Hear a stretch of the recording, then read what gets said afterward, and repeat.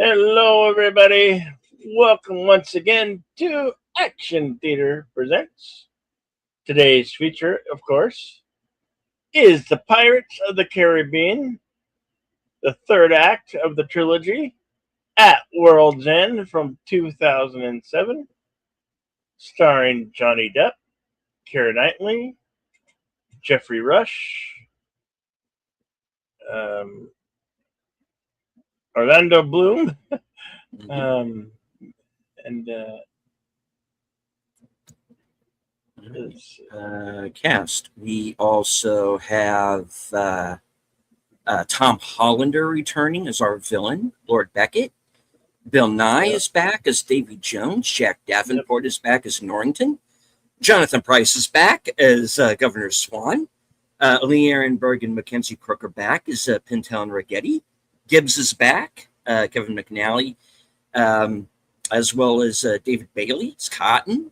Stone Skarsgård, who's a bootstrap Bill Turner, Naomi Harris, also David Schofield, Lauren Marr, pretty much everybody who was in the last two movies is back.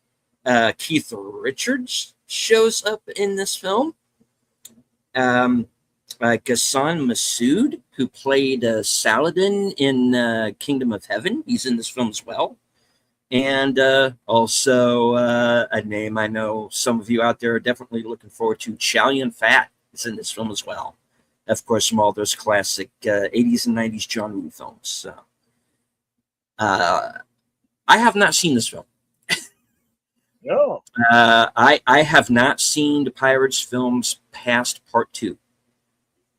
Okay. So I am not 100% sure what we're walking into here. All I know is that this movie is like 20 minutes longer than the previous one, and I'm like, yeah, this one's it's quite enjoyable. That's why I've elected to do it. These are all summer blockbusters, and a summer they're lack of blockbusters. Well, it's good to revisit some old ones, Indeed. The brief synopsis for this is Will, Elizabeth Barbosa, and a crew of the Black Pearl try to rescue Jack from Davy Jones's locker and prepare to fight Lord Cutler Beckett, who controls Davy Jones and the Flying Dutchman. Because, of course, at the end of the previous film, Jack was taken by the Kraken. He has gone down with the ship. The Black Pearl is no more, and or at least for right now, no more. Who knows? They may resurrect it. Davy Jones is now in the control of Beckett because Norrington has brought his heart, the thump, as Jack calls it,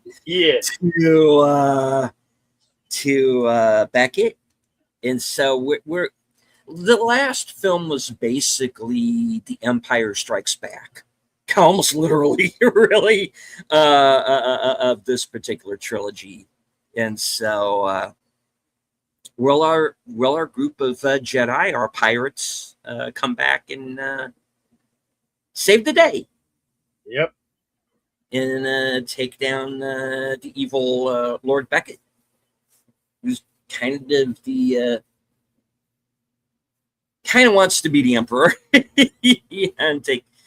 So of course we have Gore Verbinski returning as director. We have the same writers as the previous two films. Jerry Bruckheimer, of course, returning as a producer. So really quickly, I'd like to say hello to everybody who's joined us here in the live chat. Yes. Faithful Blue Wrench, channel member of both of our channels, in fact. Mm-hmm. The Bird Woman of YouTube. 31 months. Thank you. Thank you for being a rock star. All right. That is awesome. We also have in the chat Andrea Black, friend of the channel. Hello, Andrea. Channel member JPRPH1. What's up, JPR's Oakland? We won't make you walk the plank just yet. All right. So, something very quickly, a little bit of housekeeping before we move on. YouTube has guidelines. Yeah. The pirates within this film, they have guidelines. YouTube has guidelines. And unlike the pirates who kind of, you kind of skirt those guidelines sometimes when necessary. Unfortunately, we can't do the same. YouTube has some pretty stringent rules here in America about copyright. And this film is not yet in the public domain. So unfortunately, we can't air the movie live. We would very much like to, but to do that, and hello to Tim, FKHC 2005, to show the movie to you, we would have to either pause it every 8 to 30 seconds for commentary, which would make the movie twice as long, at least. We would have to cut it down to basically a slideshow, which some shows do, but we don't really want to do that here. Yeah, a little time consuming. And another thing that's time consuming would be to put watermarks over pretty much every frame of the film. And hello to Daniel Berry Sports Highlights. Hey, Daniel Berry. Good to see you. Yeah. Friend. Or be based out of India, where you can. if you are on YouTube and you find a movie is uncut entire, it is probably because a channel in India did it. Yeah, because we can do that. We can do that here. So what we have in place is a. Let me scroll up and find it, and that is the screening room. Yes. And it should be pinned to the bottom of the chat. And if you click on that link, I keep wanting to say prompt for some reason. If you click on that link, yeah, you can, and if you are watching live, you can join us in Cosme and follow along with us. If you have your own copy, which we highly recommend having, or if you're on Fandango at home, where this film is available to watch. What we will do is once we start the movie, we are going to put up a commentary. We're going to put up the commentary only banner. So you can click when that banner goes up at the start of the film, sync along with us, and you can follow our commentary. Well, mostly Bill's, because like I said, this is the first time watch.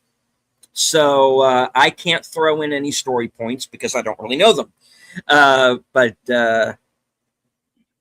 there will be the trivia section at the end from IMDb, and we'll go into that after the film has completed. And hello to Tune the News. Tune the News, our friend Tune the News. Welcome. Yes. Okay, so Bill, unless you have anything else, I say let's go ahead and get this party started as we round out the original Pirates of the Caribbean trilogy. Yes. Yes. Ahoy, me mateys.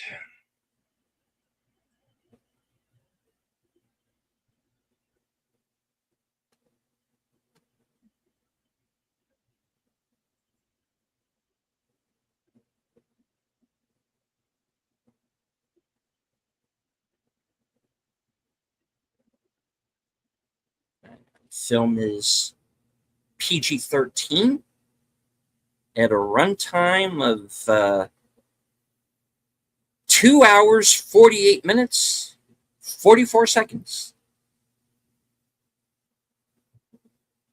We, of course, have the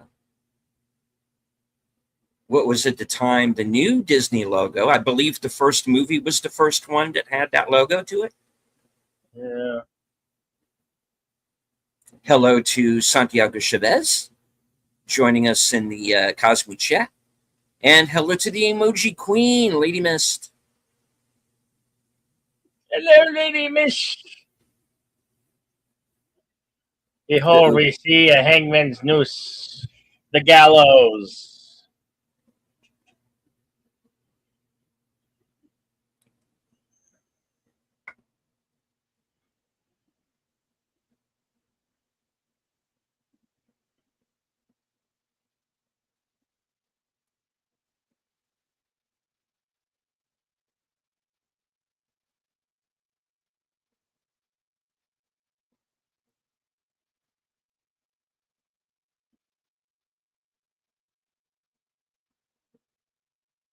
Uh,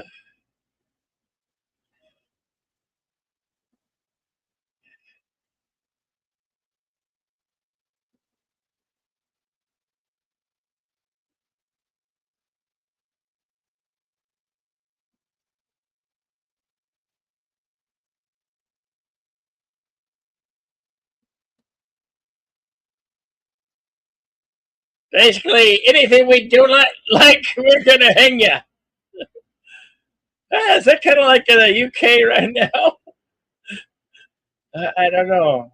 Maybe they Yeah, were I was projecting something.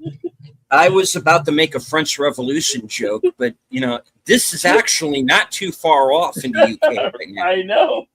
This is actual stuff that's going on today. Like, yeah, it's that not even their own citizens like living there.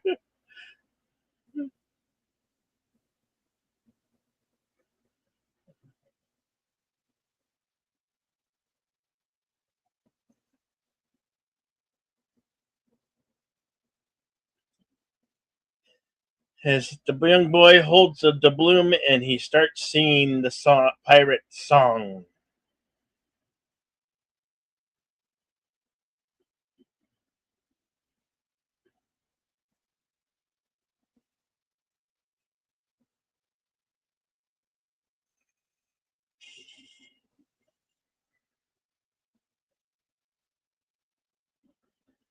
Here we're gonna hang a 9-year-old boy.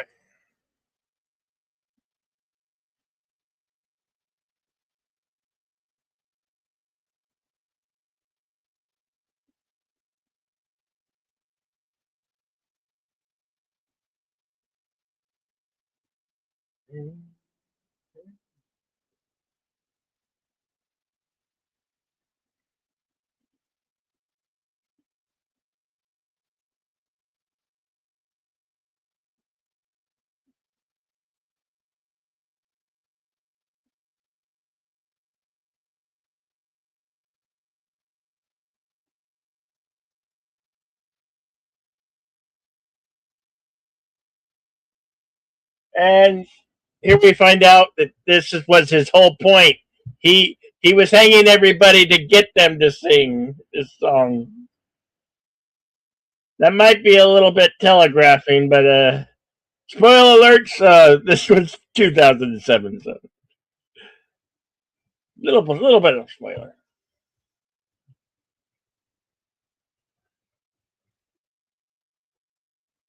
And the bloom hits the ground with the title "At World's End." Hardy hardy yar. Hello to Enigma Severus.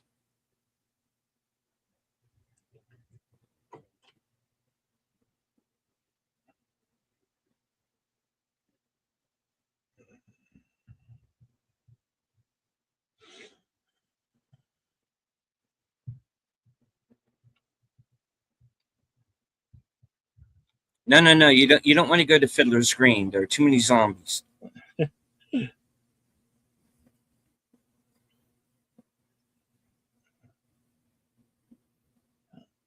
And one of them was John Leguizamo. Yeah. Yeah. Is it the Cornetto trilogy?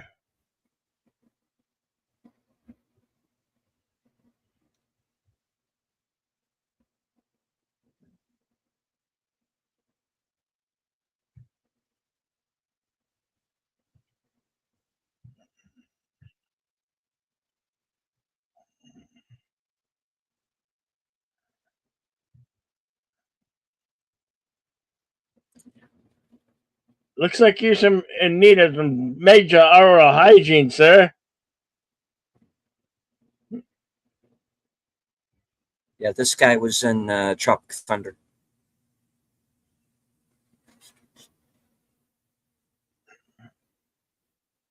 And Barbosa is back. I love Jeffrey Rush plays a great pirate Barbosa. You know when you think a pirate of the Caribbean film, you can't imagine it without Captain Barbosa or Jack Sparrow. It doesn't make for a Pirates of the Caribbean movie without those two main characters. They're in it so well, and they play the part. They literally develop the roles.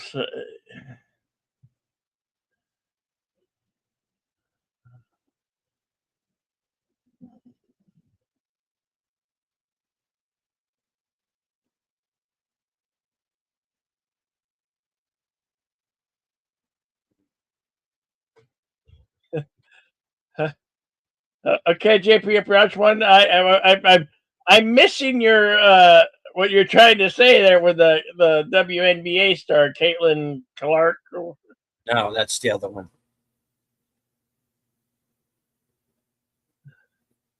It's the sails. It literally is Land of the Dead. They're coming out of the water.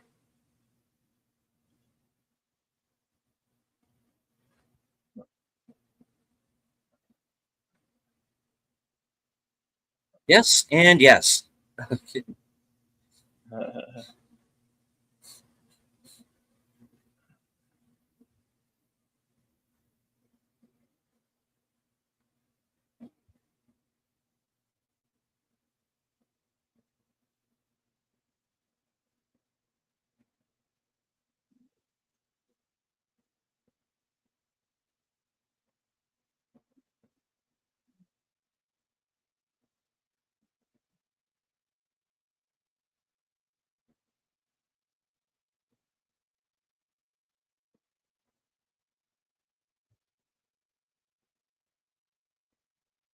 Oh, when you put it that way, remove. And we find out that she's just one of the smallest. She's the most heavily armed.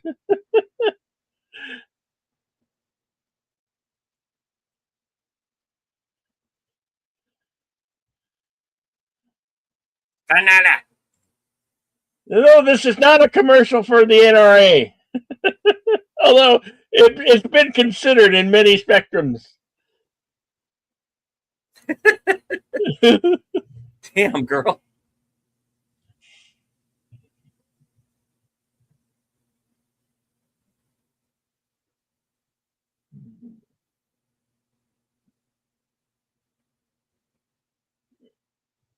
Yeah.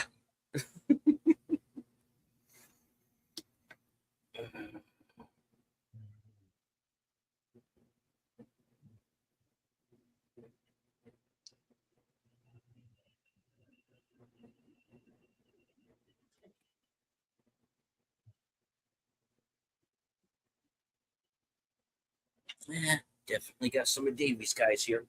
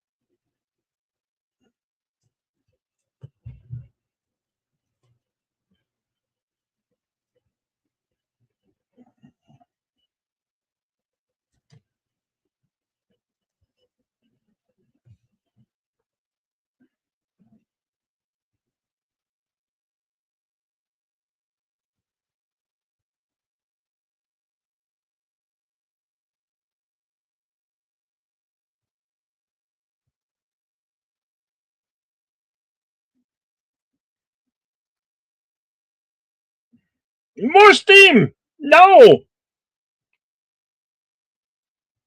Ow.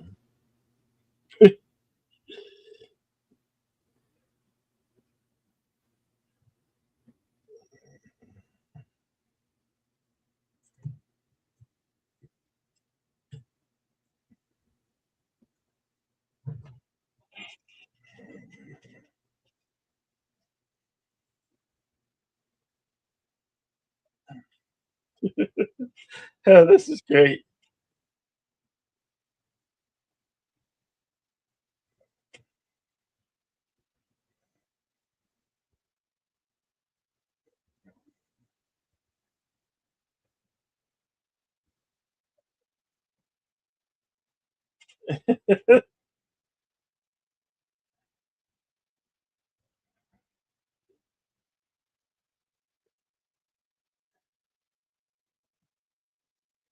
Different 2 point different point of views.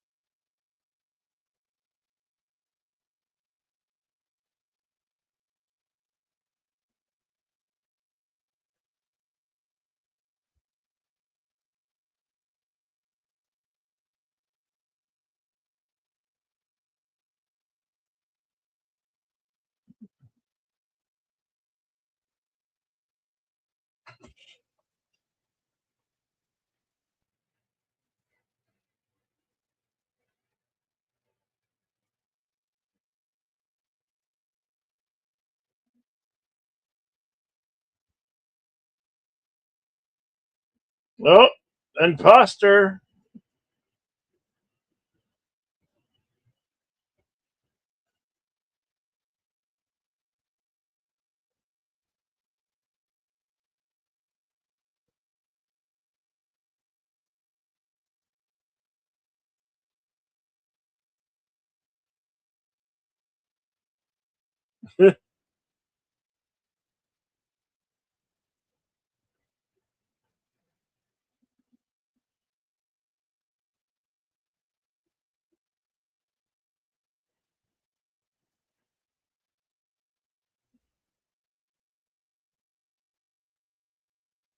Yep.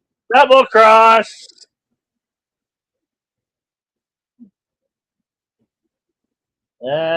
Looks like the East Indian Trading Company got there first.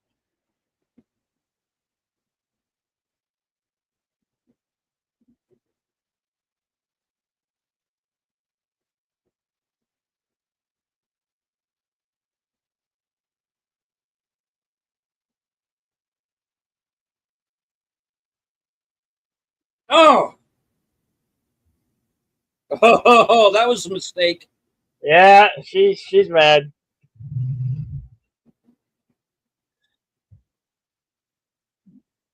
Boom.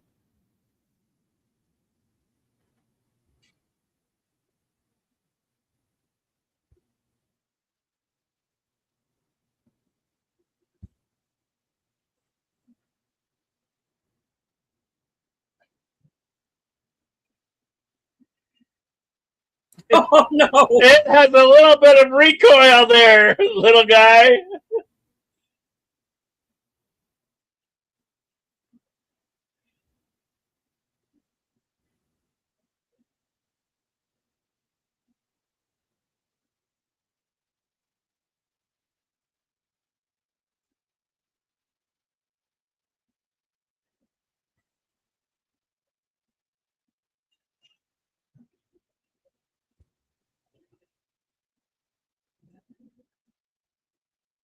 Bird.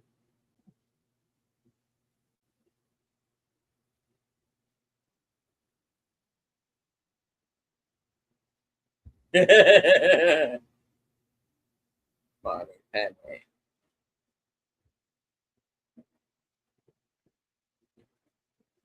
Oh, got the other twin.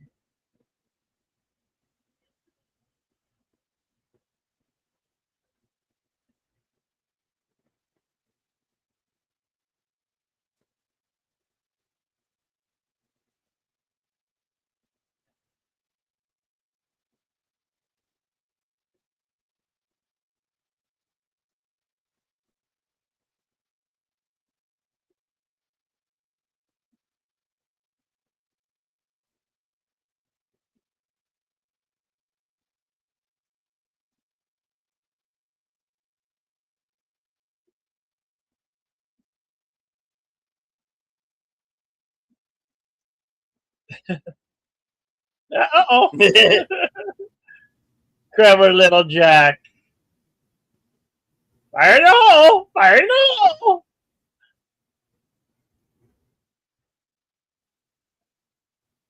Right, right into another act of fireworks.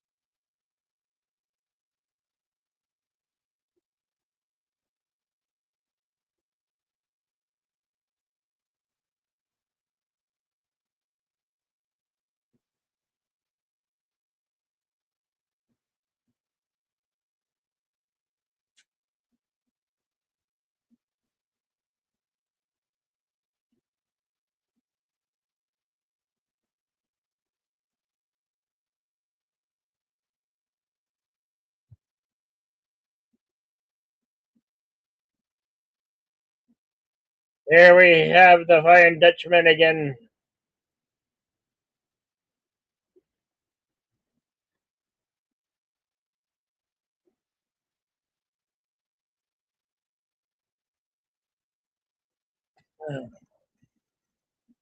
Flying Dutchman is now like a submarine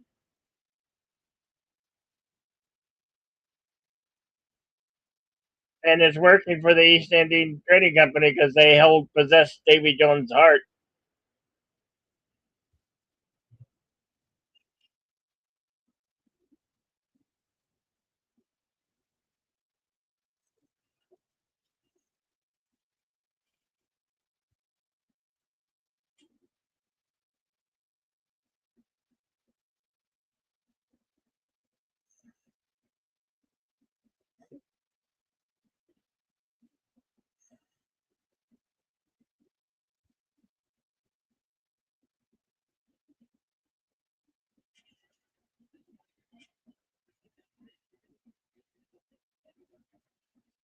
Did we get into wonder? Did somebody able to count nine pieces of eight?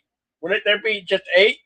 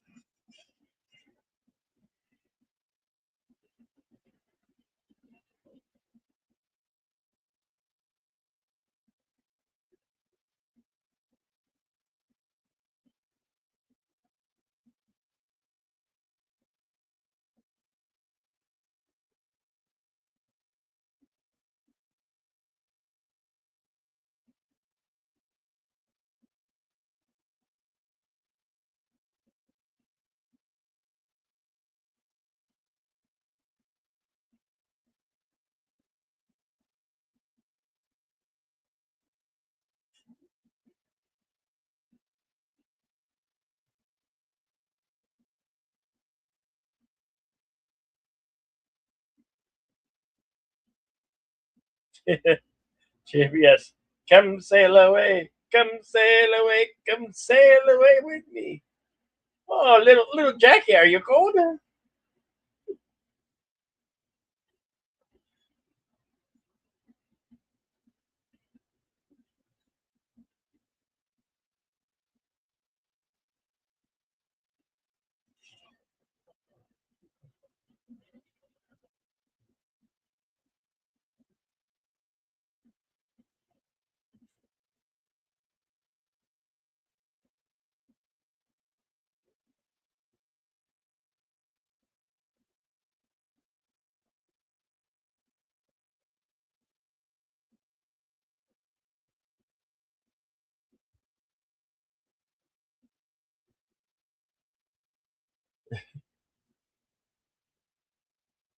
Uh, can anybody say this big? He lost his big toe. Talk about frostbite.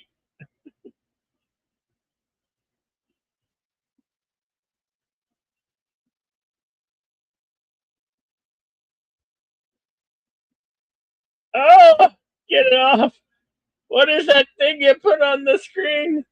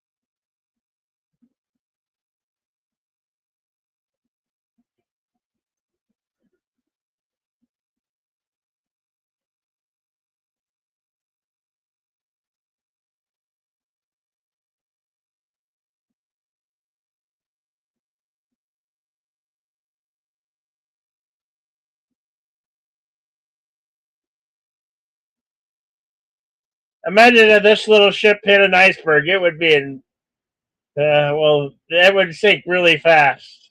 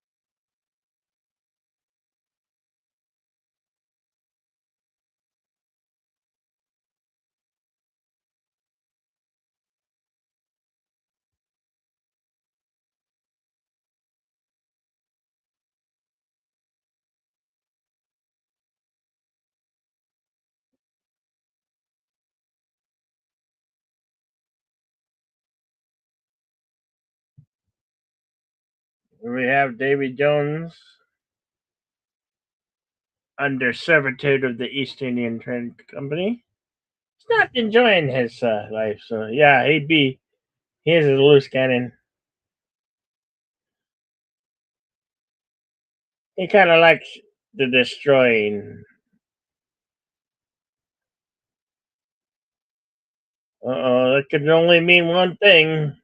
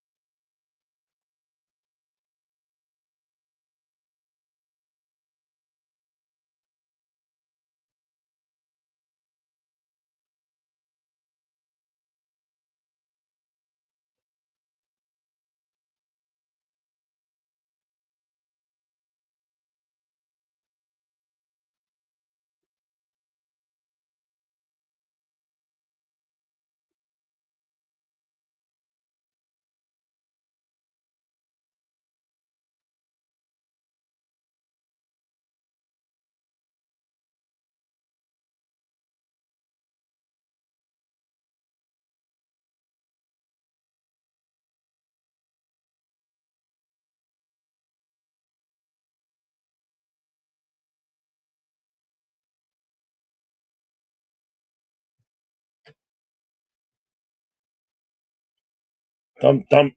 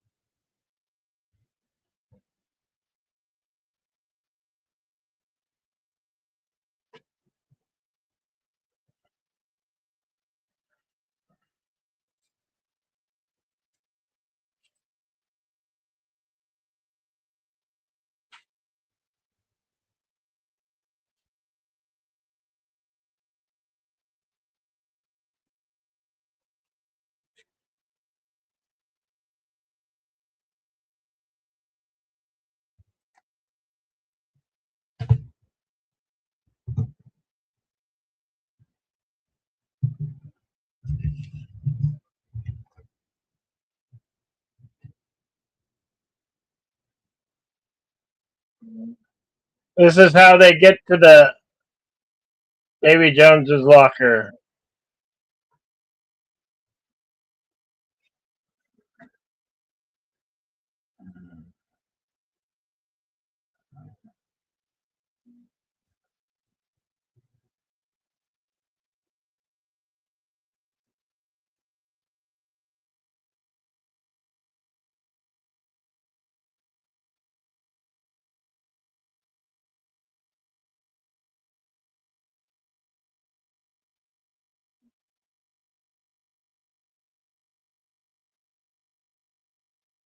Oh, piddle.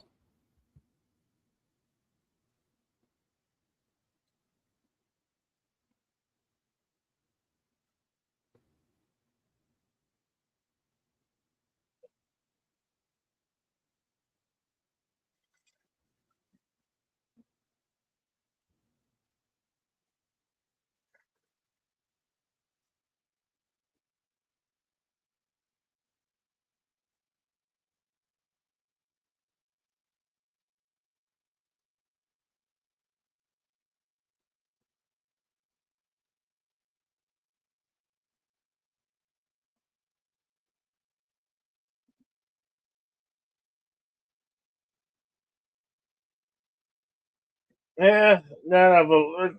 I don't think all of them made it.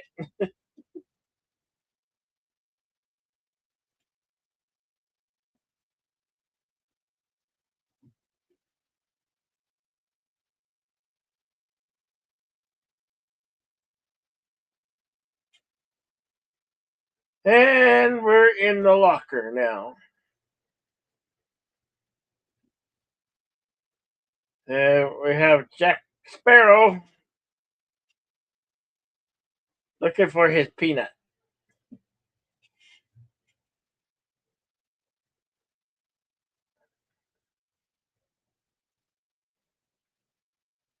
The only thing to eat.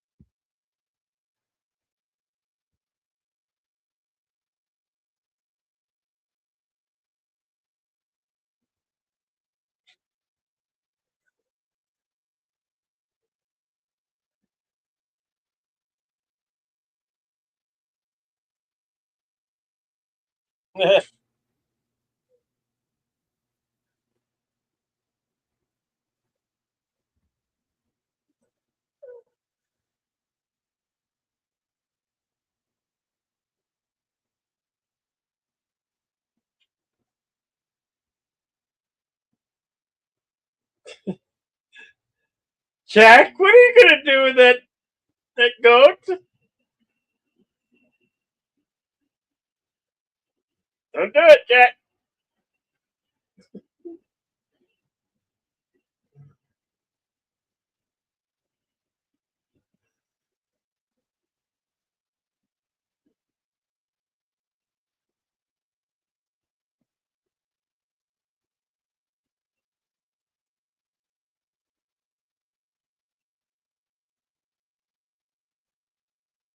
Oh,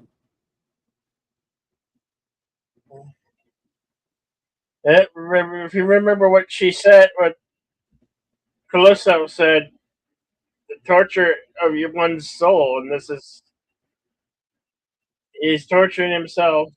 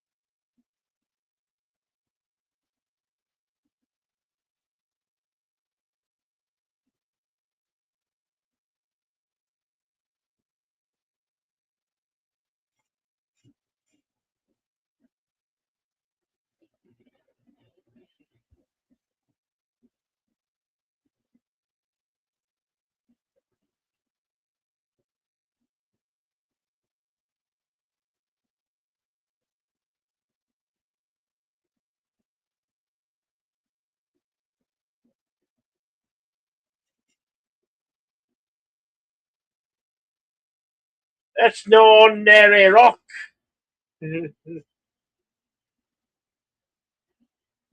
He's still in the rock to shoot.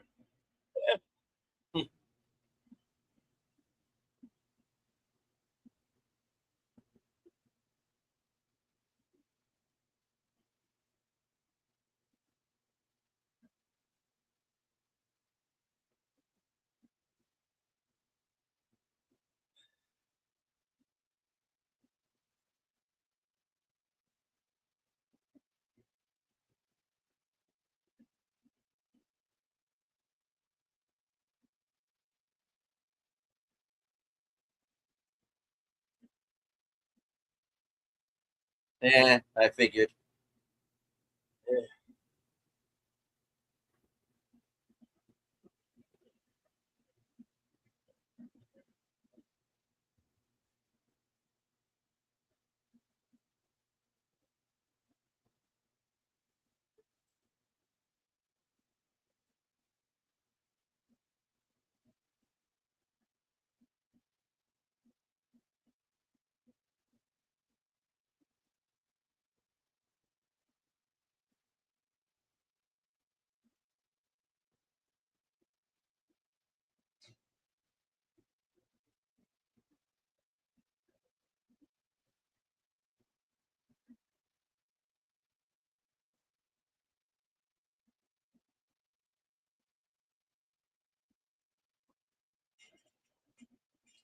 Yeah, now there's rocks are multiplied, but there are no rocks.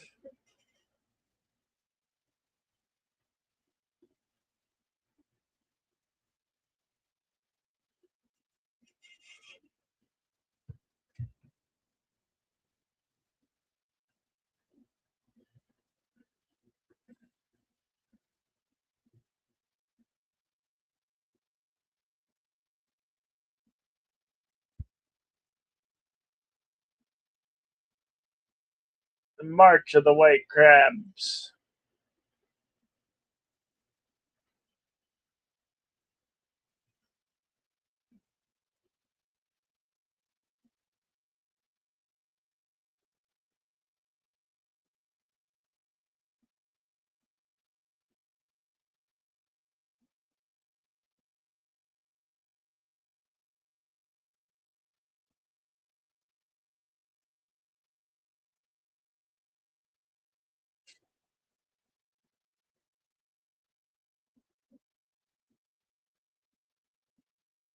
Boy, those crabs have great work ethic.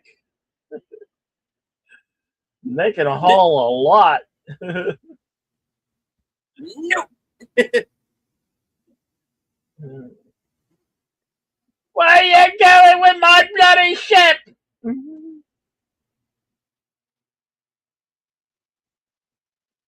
There we have the arrival of our others in the Davy Jones's locker.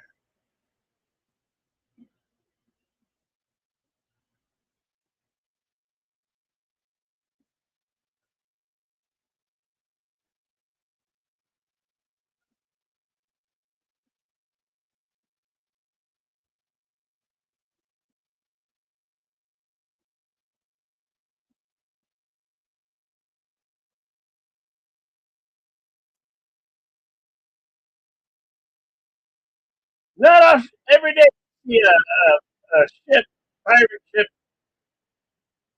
on the sand dunes.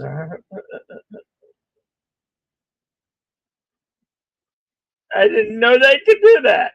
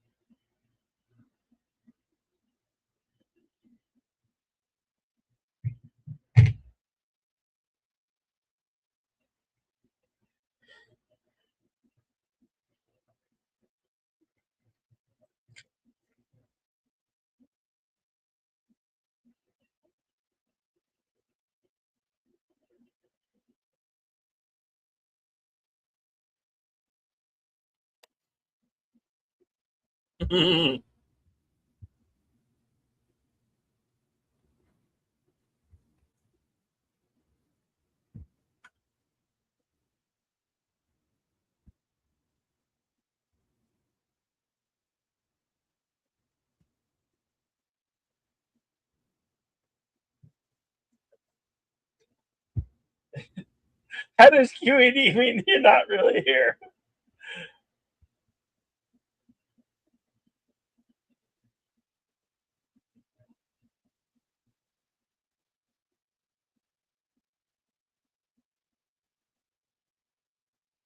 Arr, we heard.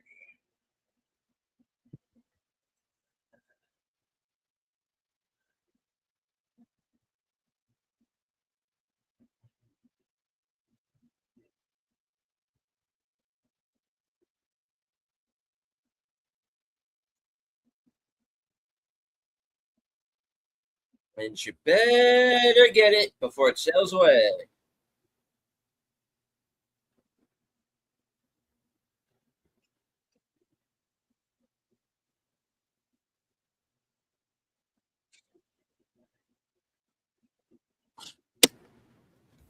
Yeah, I know. You already got Chai Yun Fat killed for Pete's sake.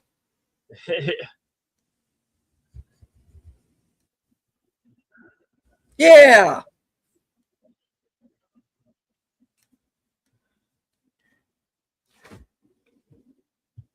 One of you succeeded.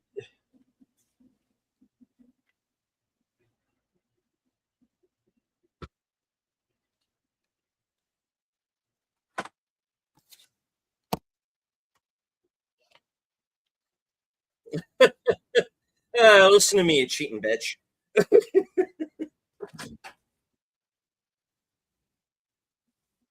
Cotton.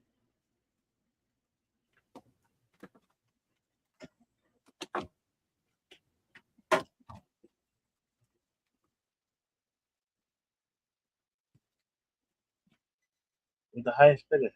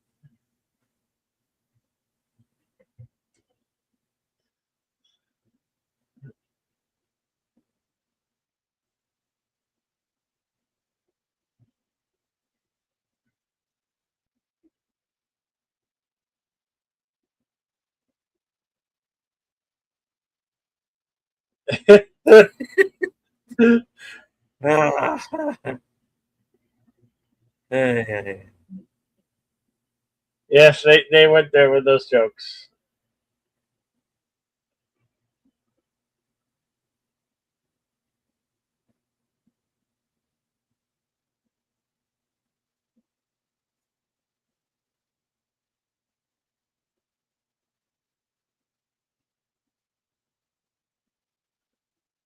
Is it?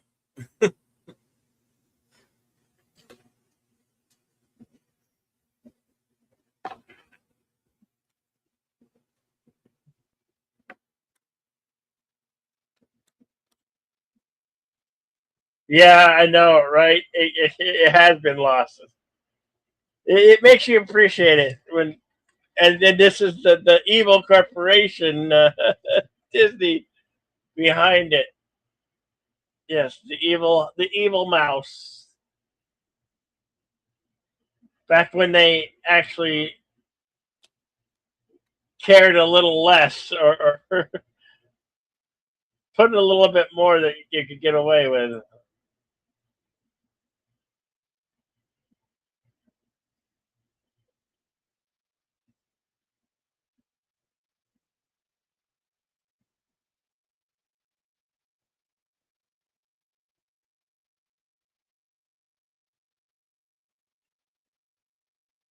What'd you do? Oh, sirens? Yeah, no, they're just lost souls to the sea. With the Dutchman not doing what it's supposed to do, many lost souls.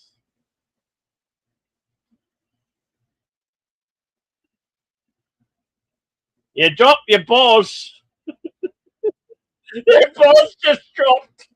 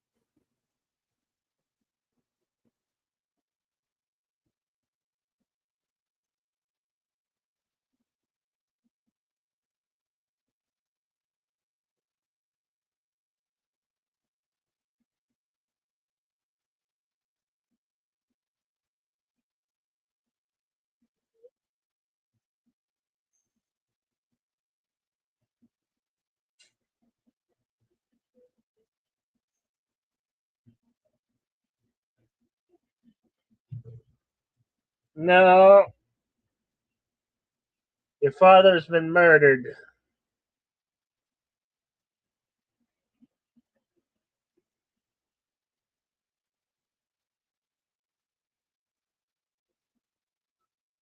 Now she has some unbear reality of what.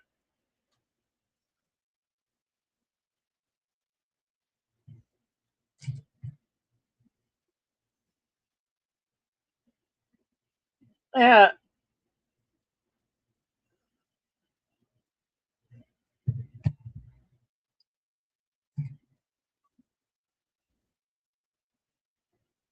he got killed for his curiosity.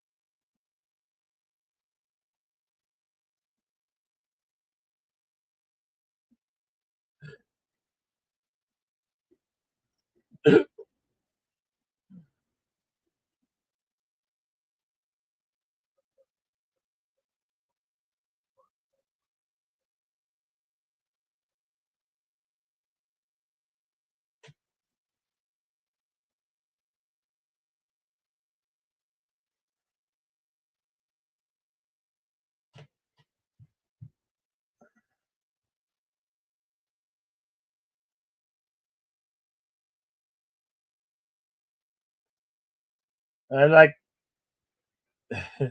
the rum's gone too. Ah, terrific. Why is the rum always gone?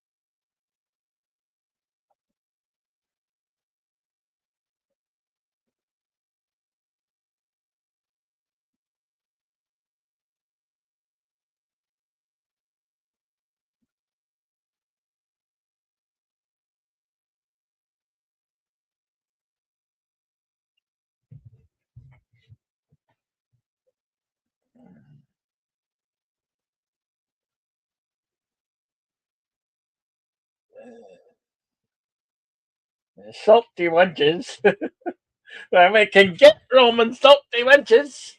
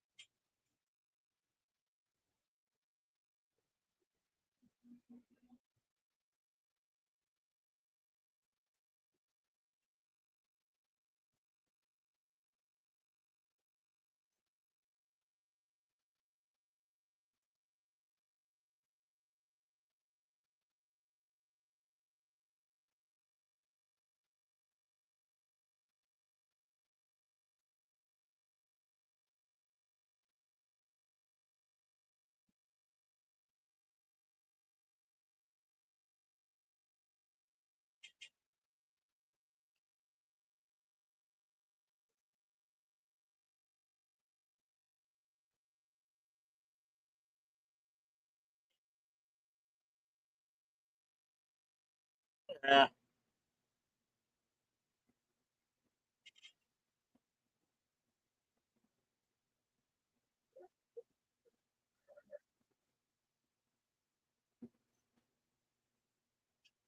Hey, he's on to something.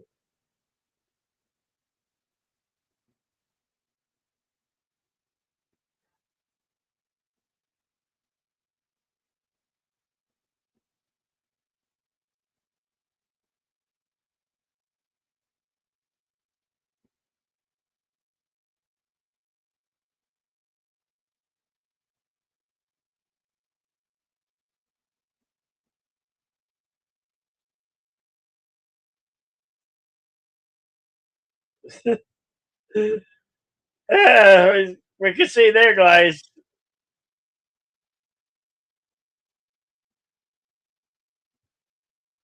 Are ye wanting to be doing this? Is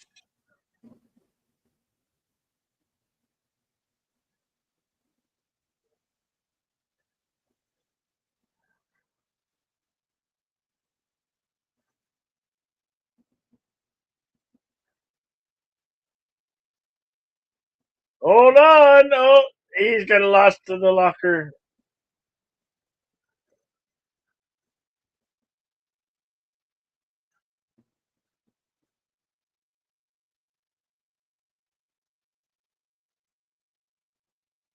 Oh, Oh!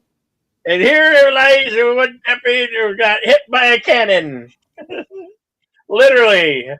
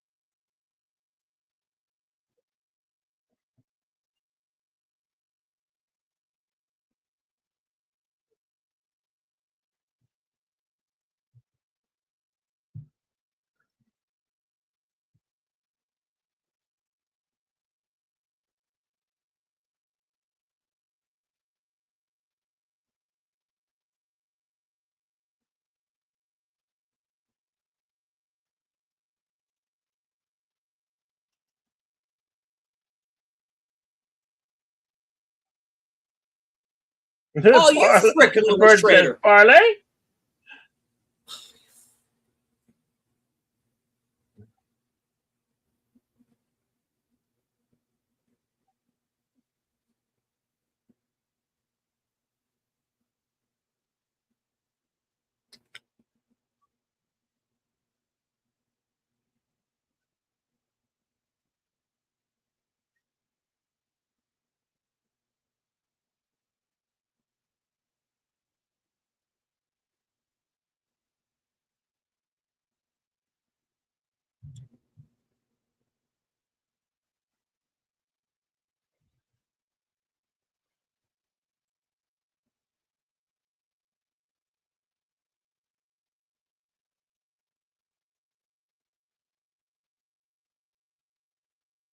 You're welcome, JPRPH1. Much glad that you enjoy them as much as we do.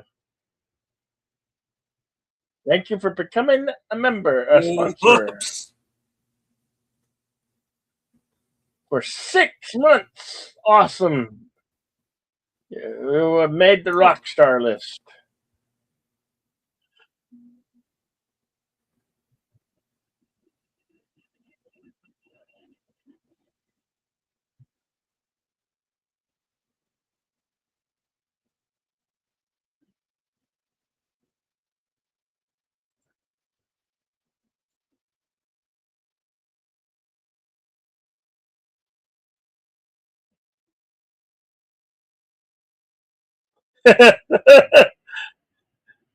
Now Jack has a bigger telescope. Where on earth did he find that thing? Mind the boat. Mind the boat.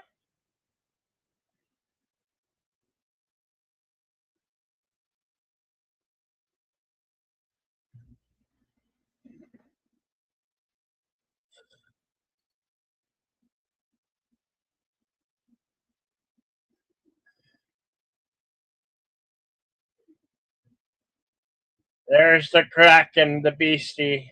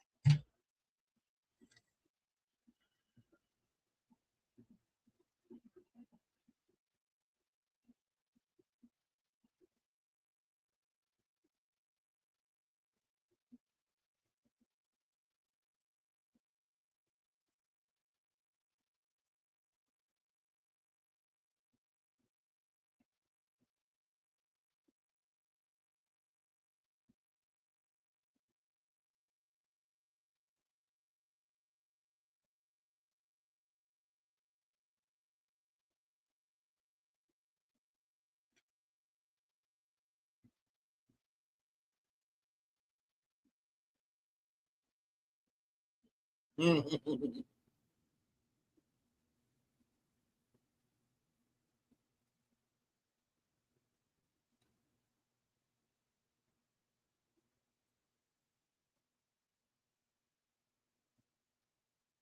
good, he didn't die.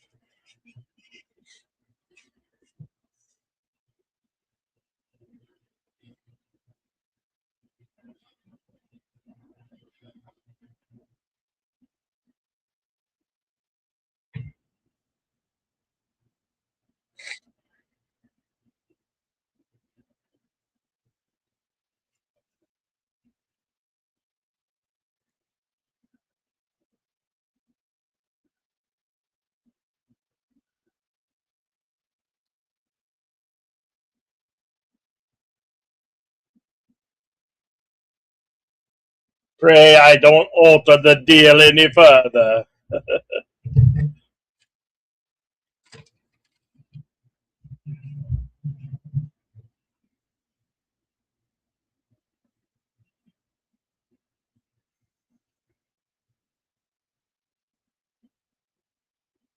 Calypso.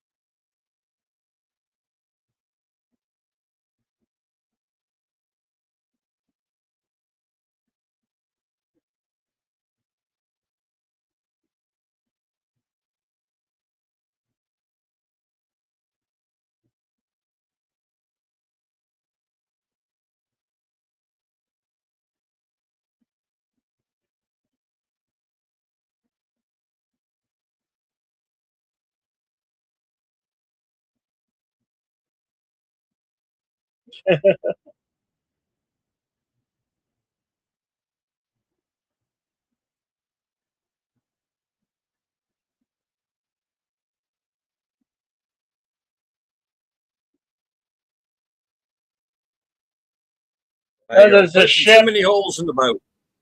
the Endeavor. Also, I've also believe they named a space shuttle that one, the Endeavor. Well, one of them anyway.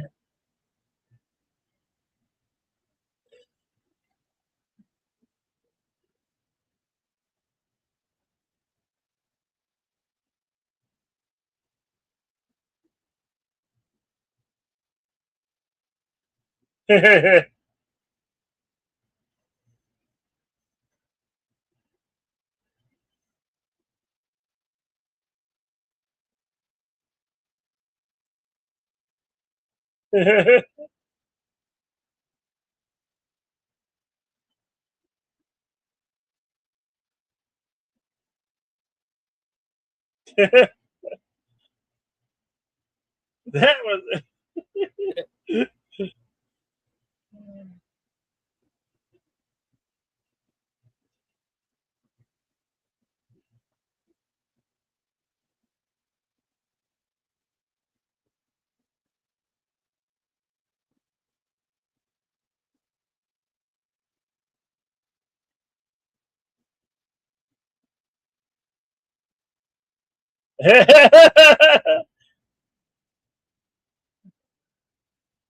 That's going to take a while.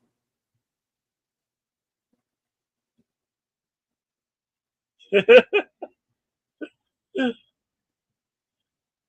think that one he definitely worked out, planned out.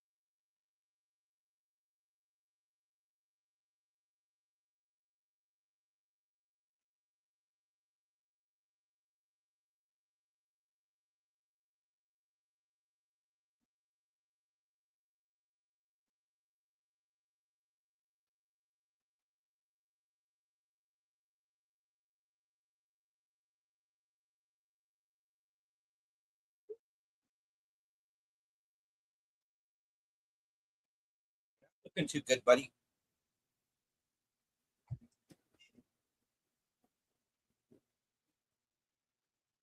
Timestamp 1 hour, 18 minutes, 40 seconds.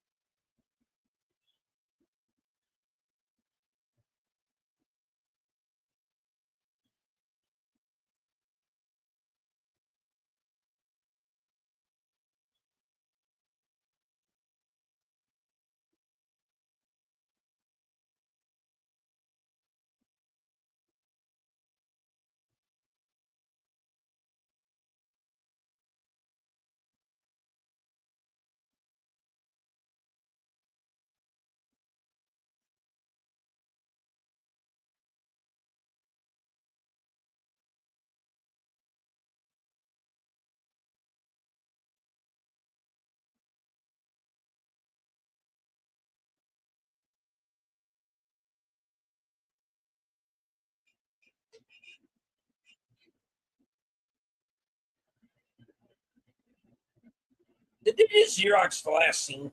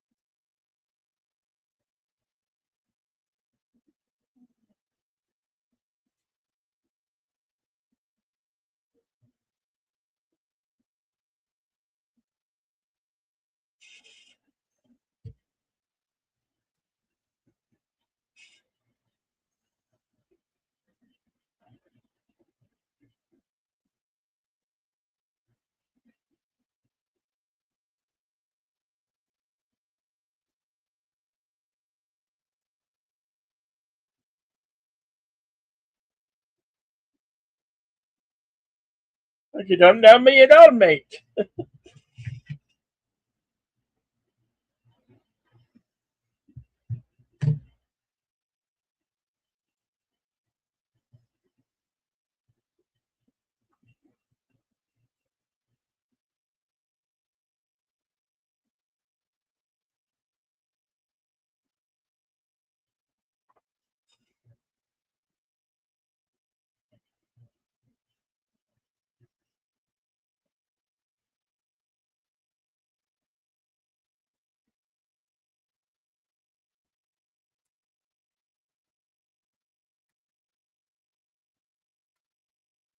Yeah.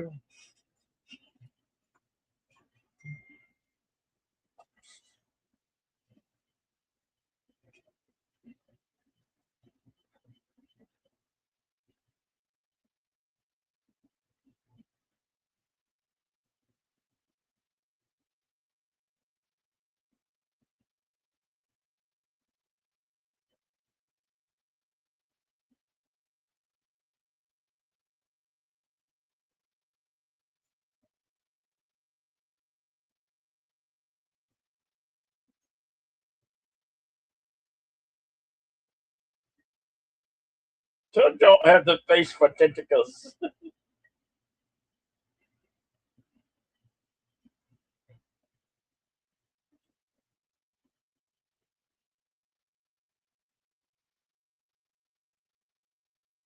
Uh,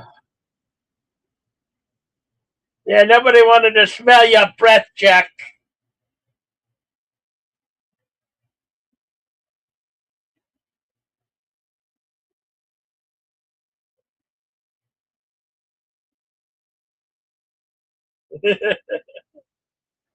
Pirate.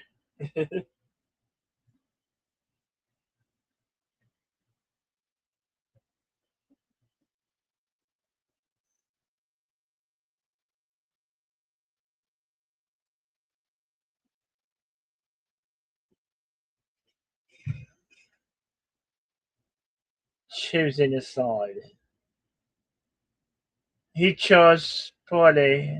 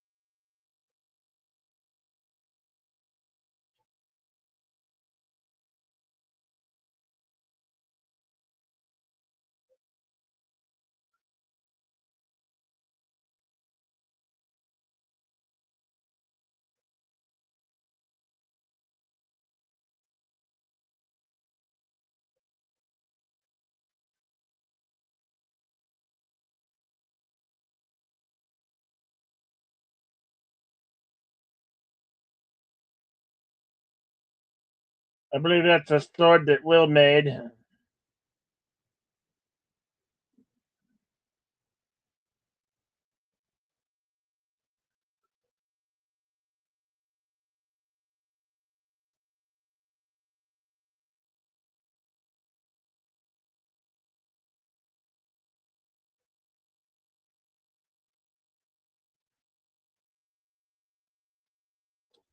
for now.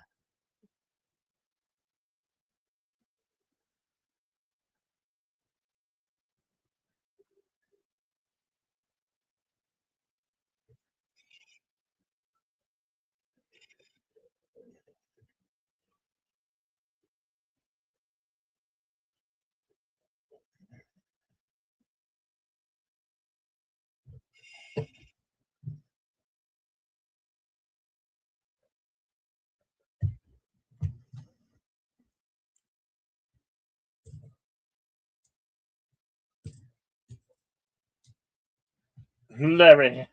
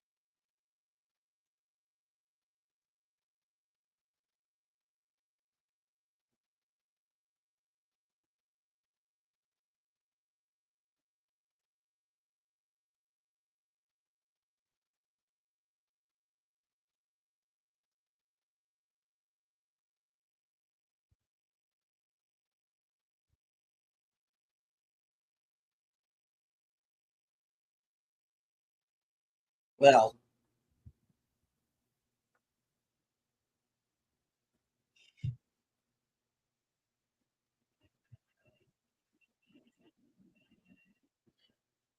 Timestamp 1 hour, 31 minutes, 39 seconds. Halfway through.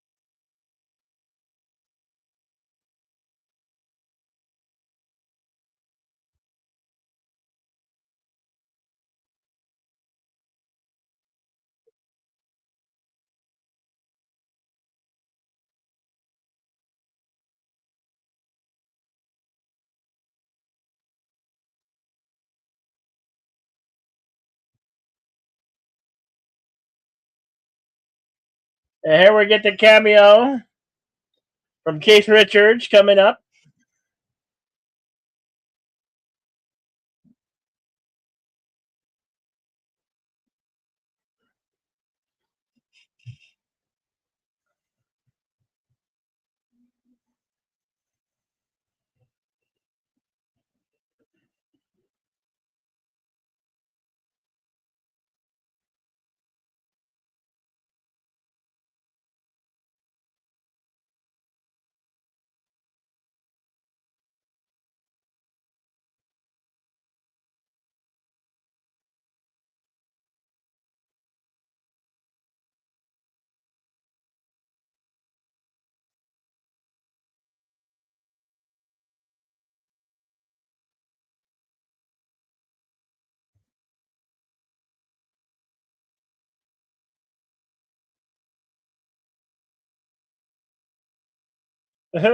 His one eye was 9 pieces 8.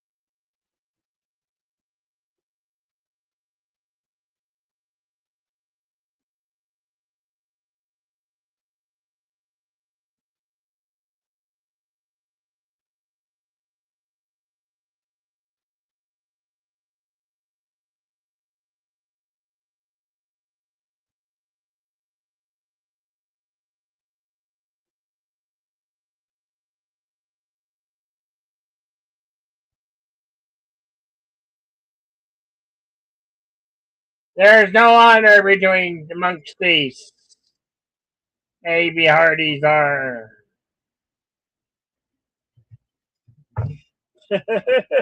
It's politics.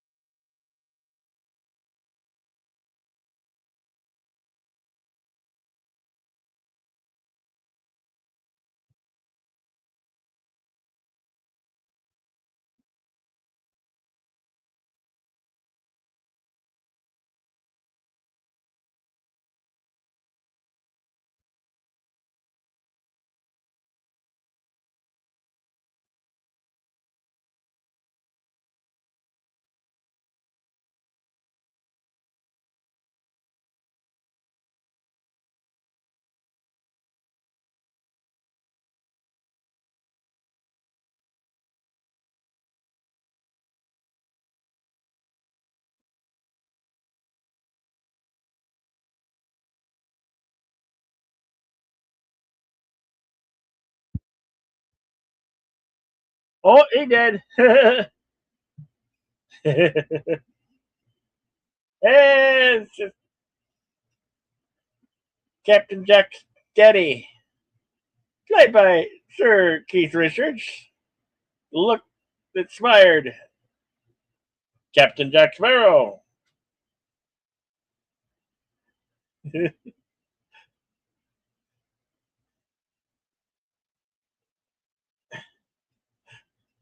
The man's just going to go on living. He'll outlive all of us.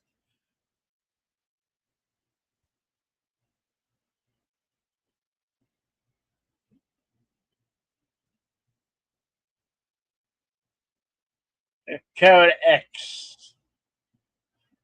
Hey, Hey, yeah, the dog with the keys made it back. See to it, mate.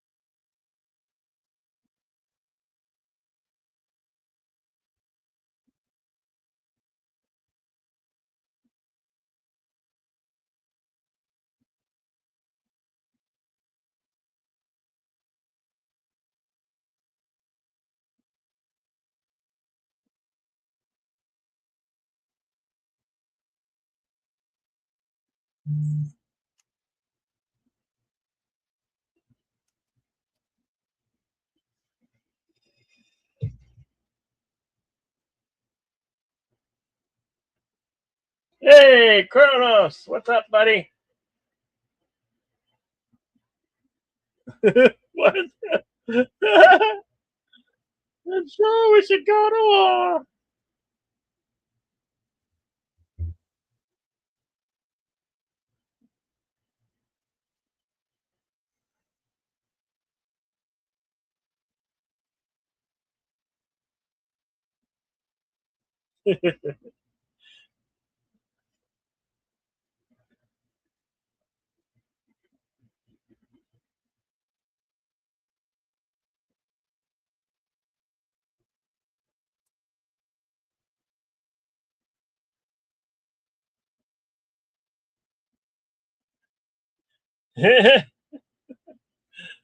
Mom, your head's shrinking.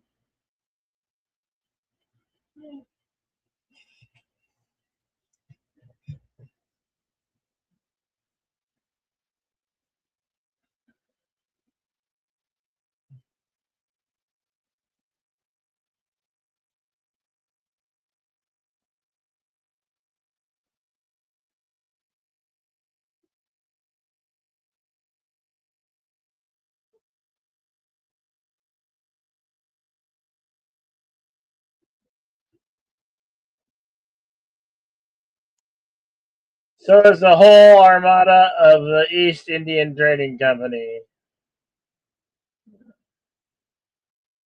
Holy boonga boonga. The abandoned ship. boy, get back here.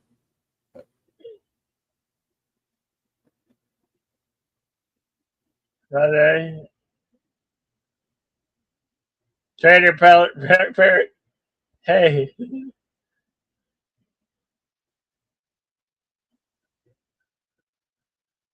Huh. So we're actually going to do this, huh? All right.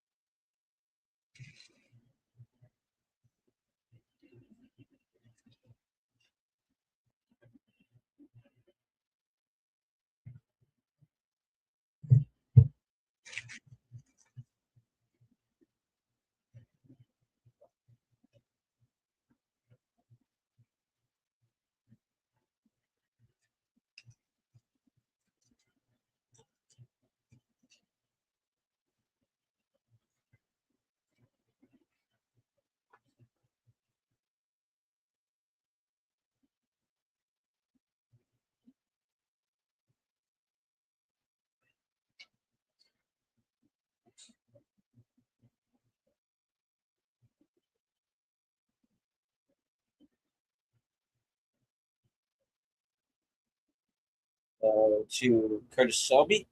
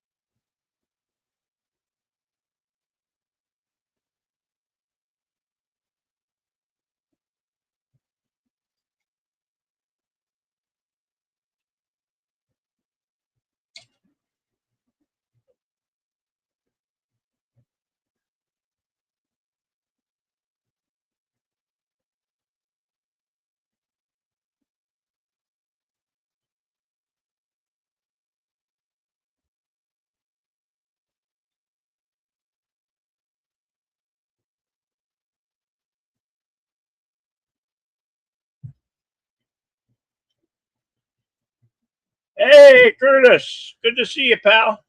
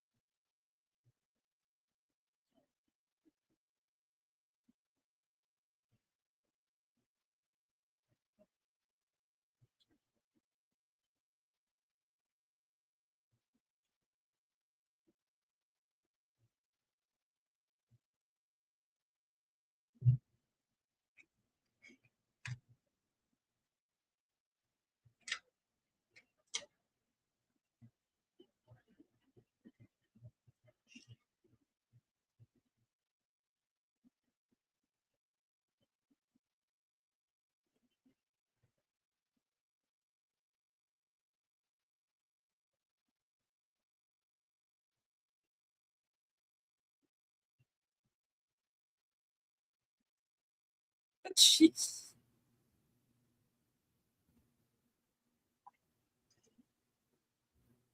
Is just making this up as he goes.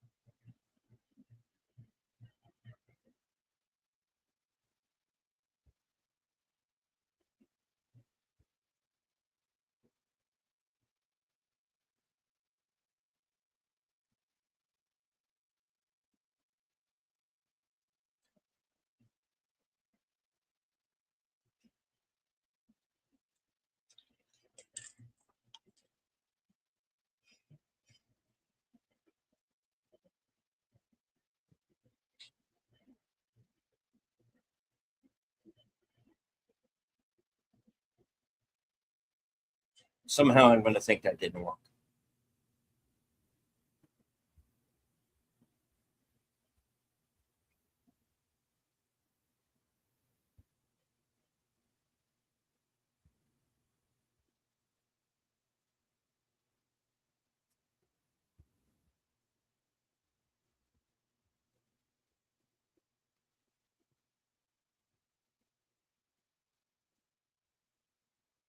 Oh, is he finally going to become useful after 3 movies?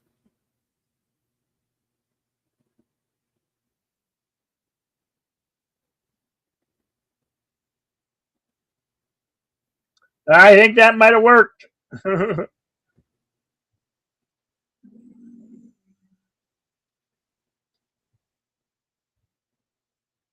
She's not going to be happy.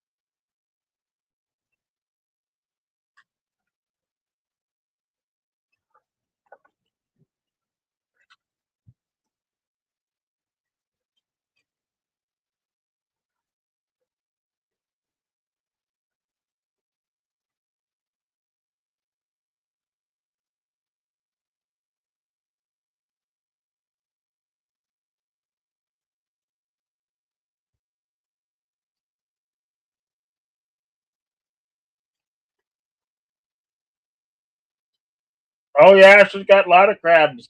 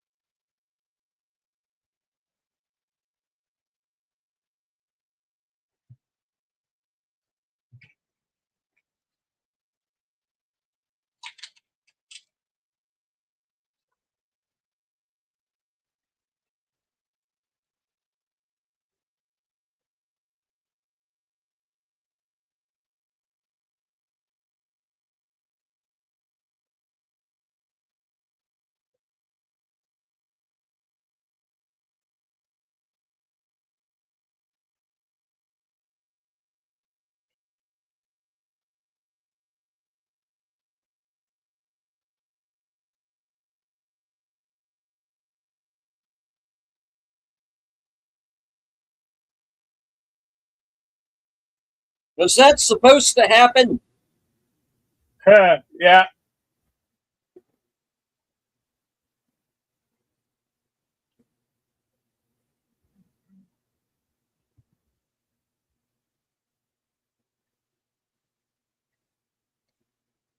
Uh,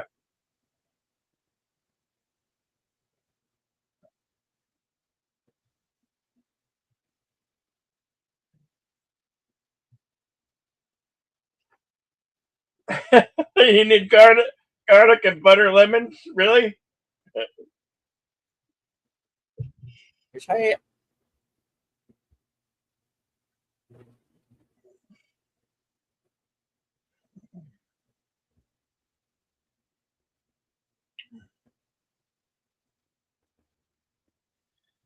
We're now at 1 hour 59 and 50 seconds.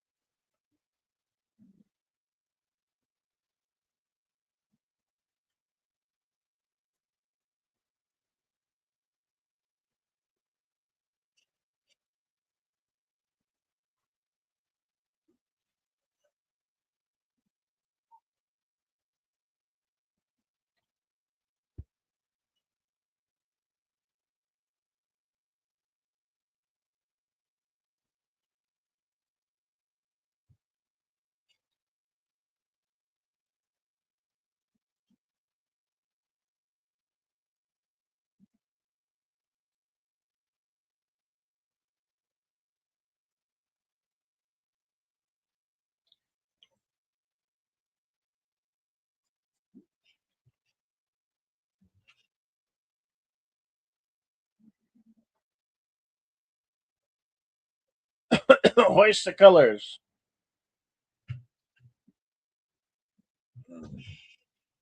Hoist the colors.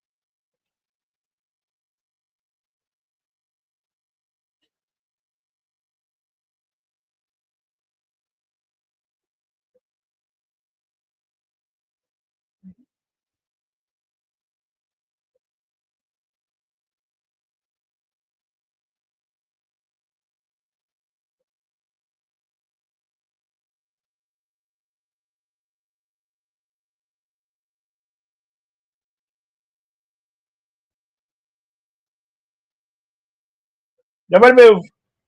I'm missing my brain.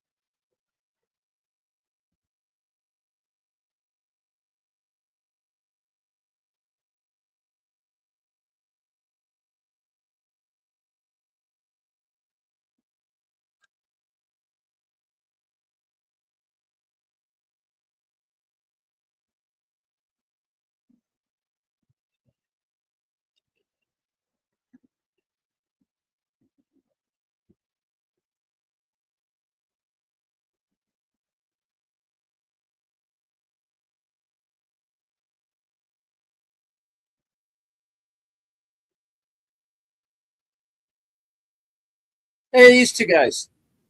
Yeah,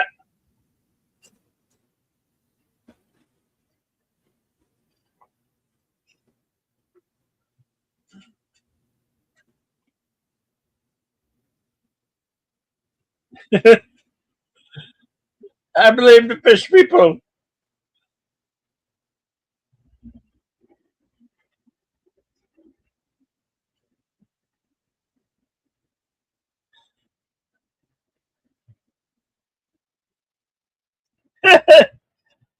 As Captain Jack Sparrow murdered away with the thump thump.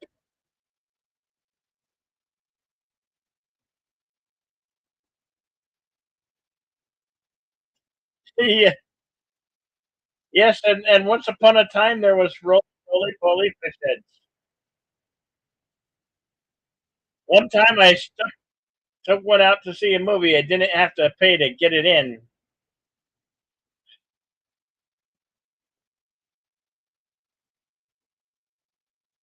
Yeah.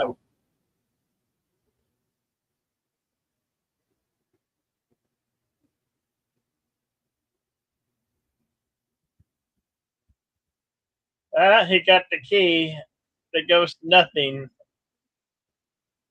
Yeah,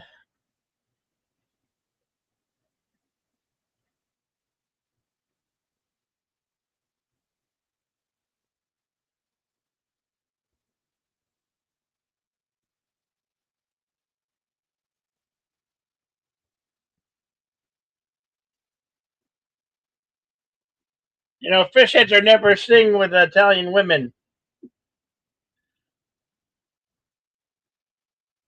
and they are roly poly. In some cultures, some people do eat them up. Yum.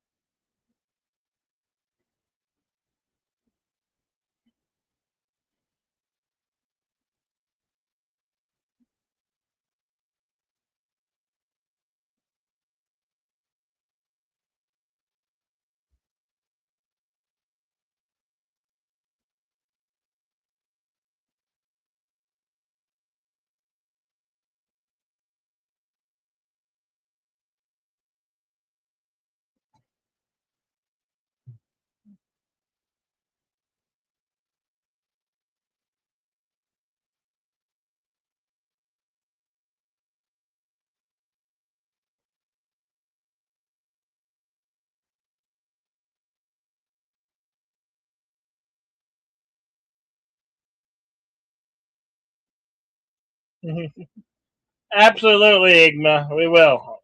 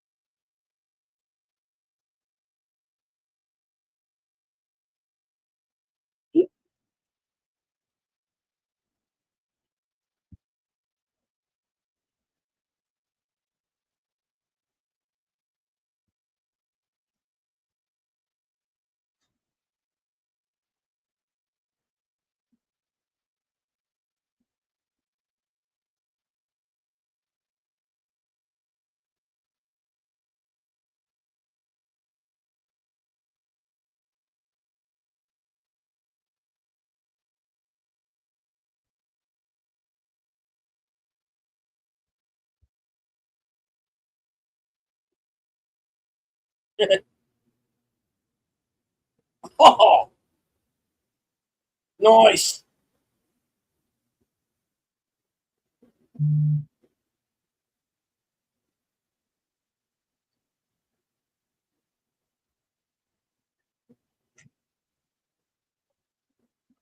Meanwhile,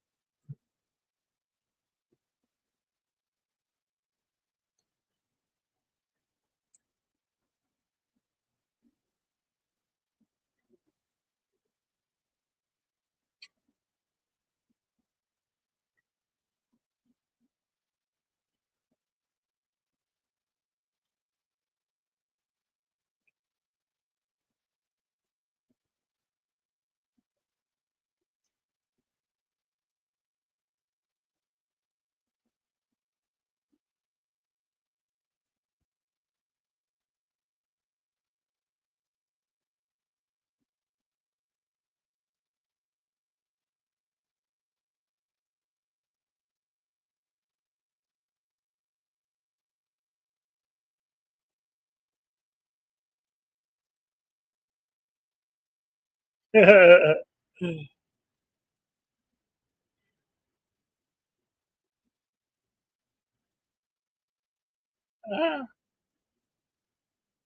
that guy.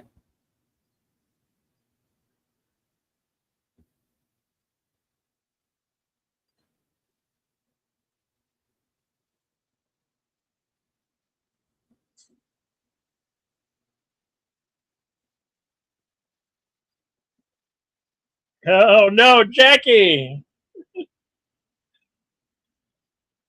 Hey, we fired a monkey at him.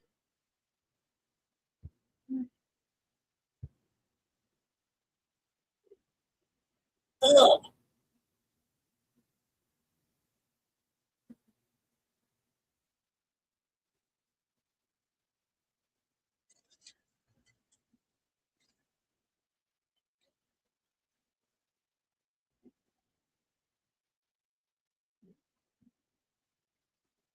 Hey, somebody had to do shot the monkey. Shot the monkey. Remember that song from back in the day? Oh, yeah. Although I think it was shot instead of shot.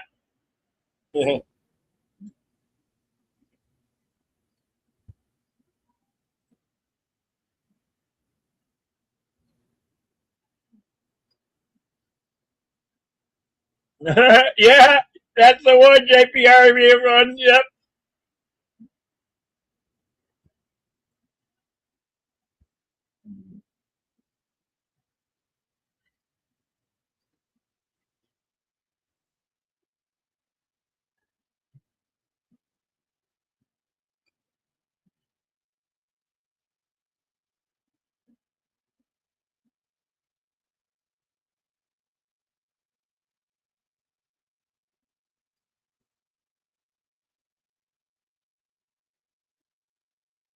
Oh no!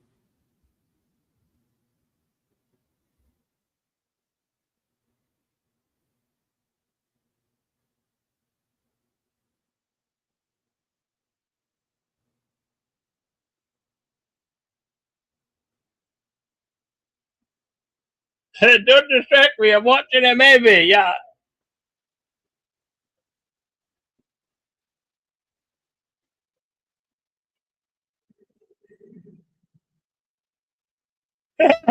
The tentacles all moving on the deck.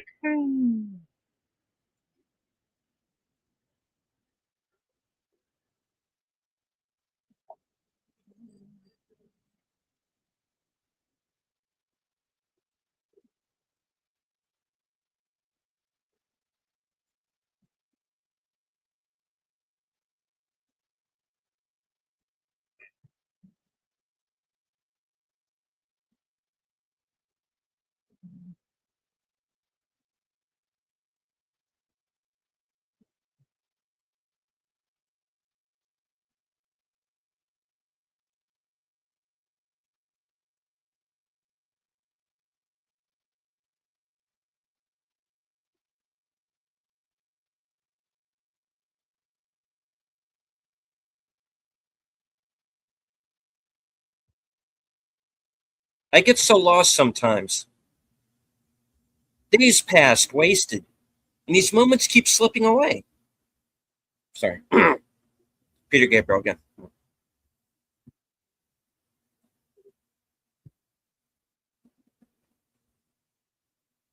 Oh, he's got the thump thump. Yep.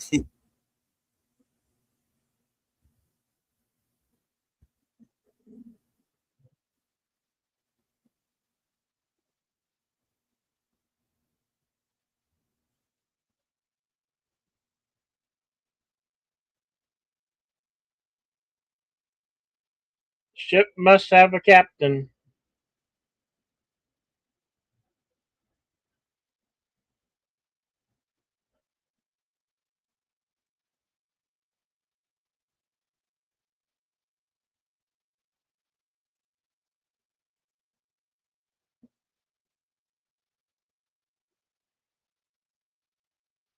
He was stabbed in the heart, so he must give his heart. Ship must always have a captain.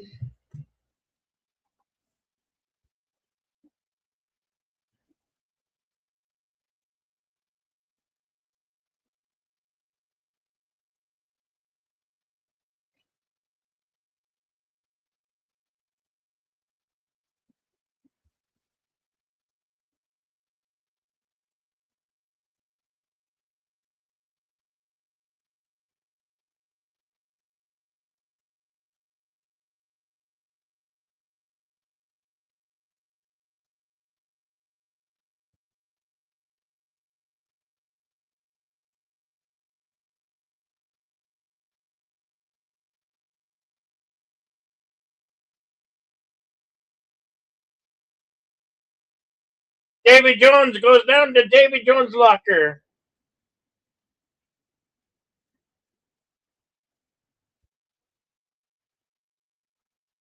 Sorry, Enigma, we're not even close to winning.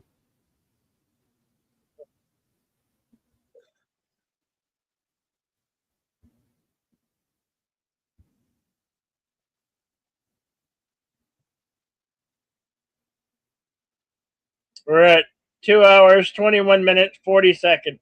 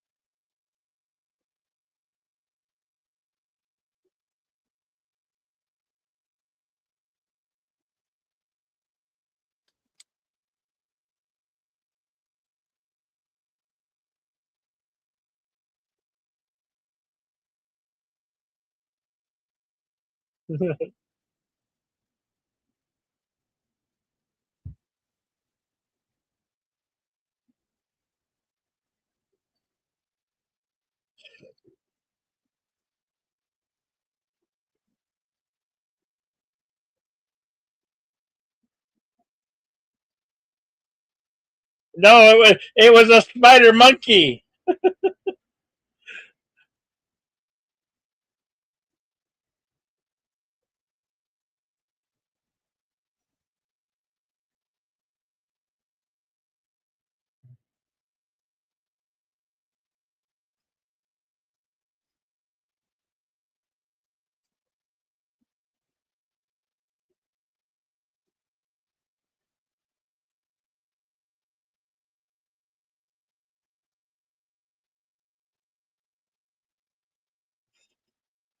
What's to see the name of the ship was a Billy Oakie.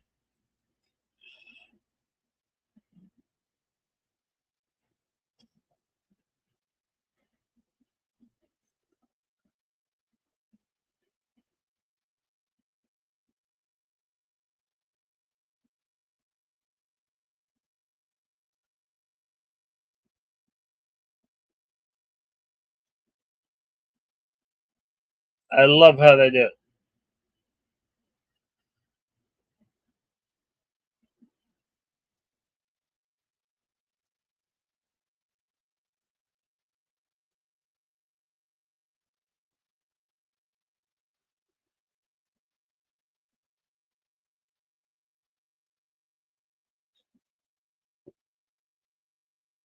My God, that ship's got a lot of cannons.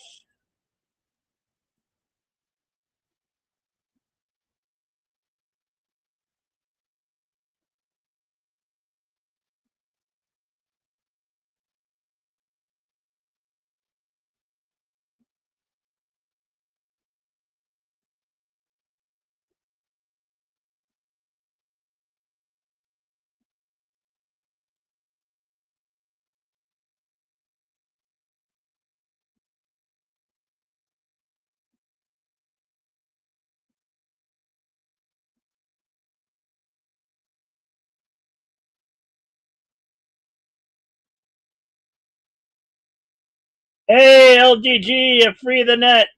Good to see you, my friend. Hope you're doing well. Happy Thursday to you.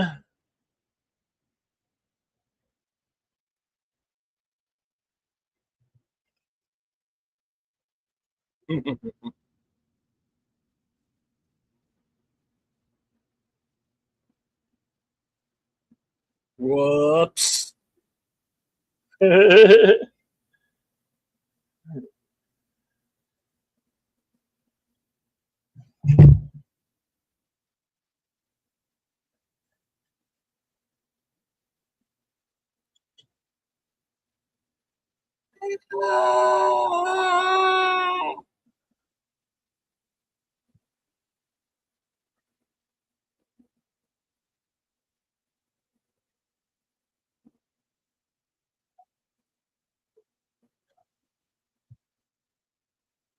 Ah, you're screwed. You are in so much trouble. Yeah, this is one of my favorite scenes too. It just it gets destroyed.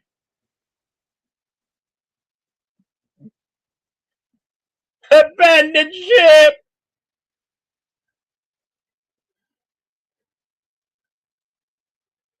It's like, oh shit, not again. Damn Polly pirates. Oh shit, there goes the world. It's a space ball.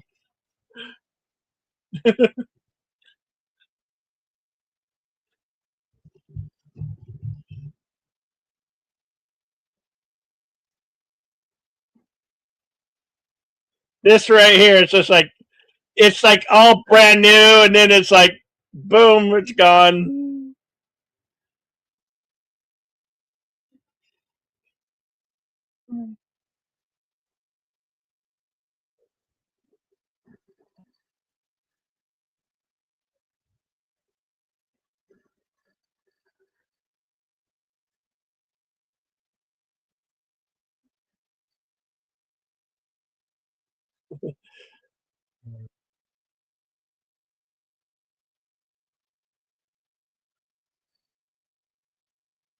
Boom shakalaka. Yes, yes. Boom.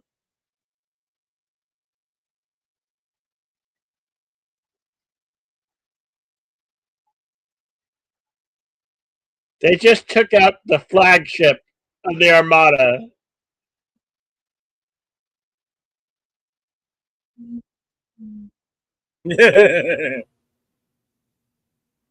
And now those two Yeah. switch sides, they're pirates. Ready to sail. Ready Nails. to sail.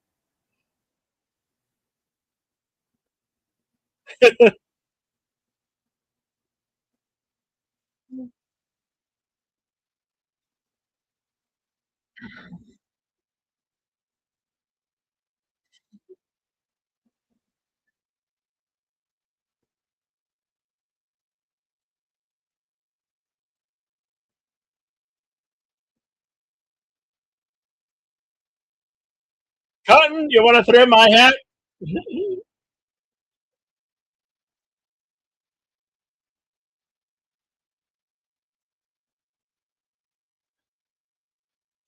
Keith Richards.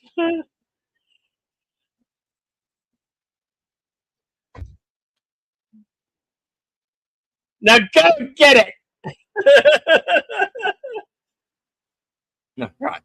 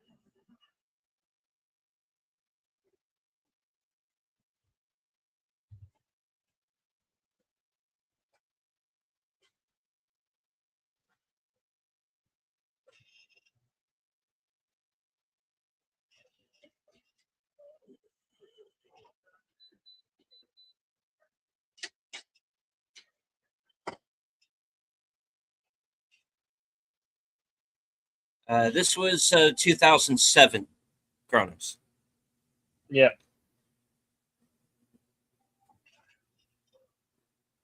came out the very next year. Yeah, they shot 2 and 3 back to back. Yeah.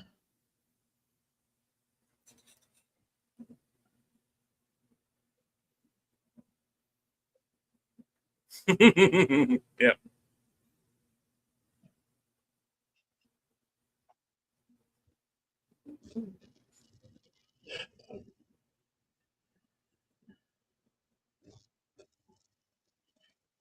Yeah. Back when the House of Mouse actually made good movies.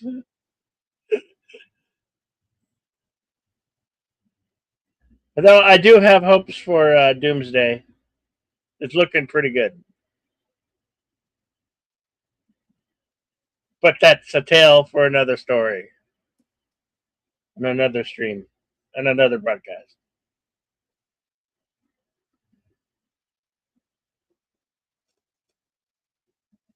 Yeah, I'm with you, Kronos. The first three of the trilogy are pretty good. It gets Indiana Jones in the fourth one, and then The fifth one's kind of all over the map, but they are somewhat fun films, but that's not as great as the core trilogy, the first three films. But all of them are nothing without, like I was saying earlier, all of them are nothing without Jack Sparrow or Captain Barbossa.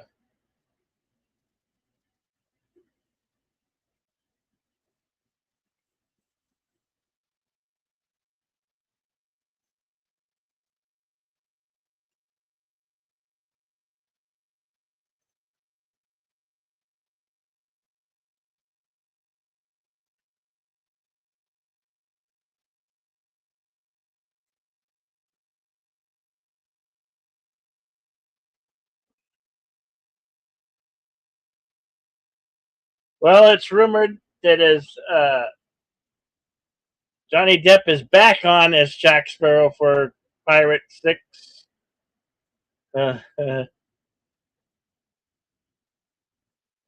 So we'll see. See, they might surprise us.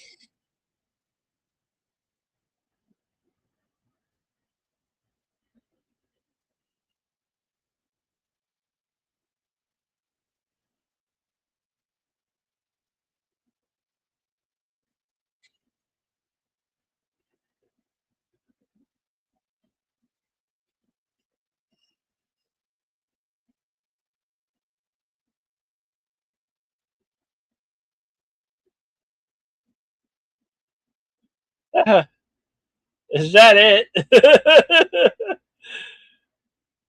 That is a thingy. And gone. Where's my pistol gone to? Oh yes, there it is. Set out to sea already.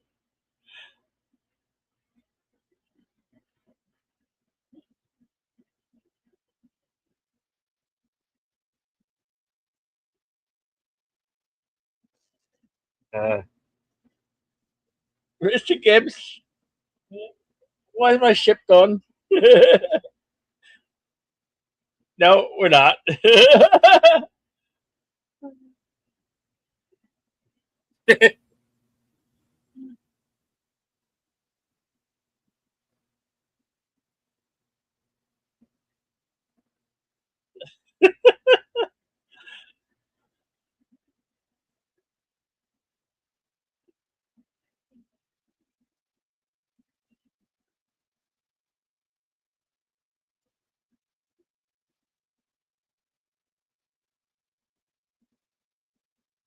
7.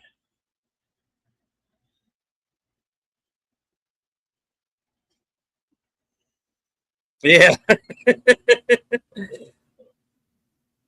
Give nothing back. Arby Hardy's are.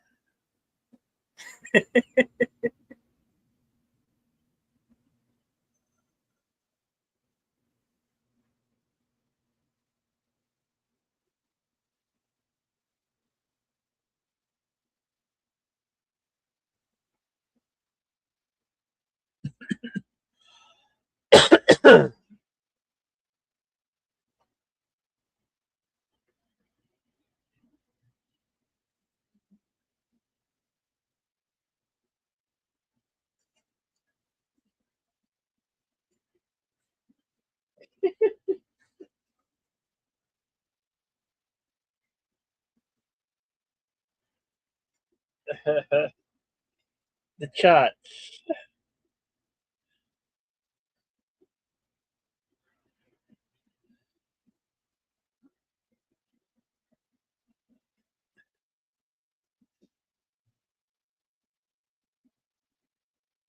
The Fount de Maillot. That crafty Jack Sparrow.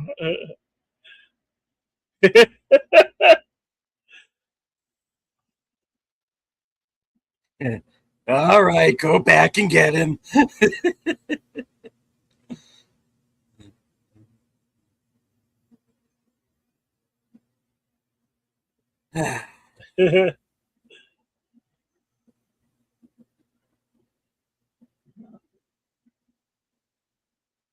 It does set up the premises for the next film. Hmm.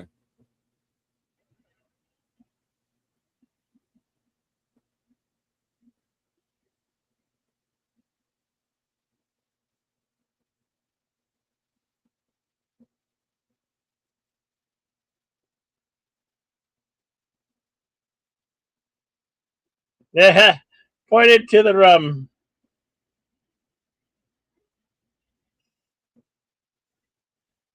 Geez, oh.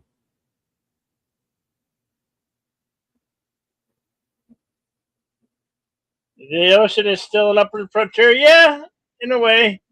And there are pirates. There are actual pirates at seas.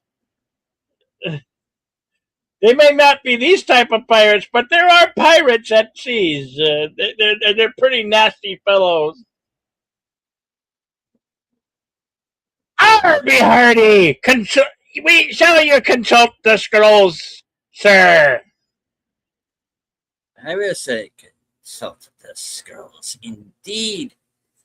Pirates of the Caribbean at World's End. It was released May 25th, 2007. Estimated budget of $300 million. Jeez. Going on to gross $961.7 million worldwide.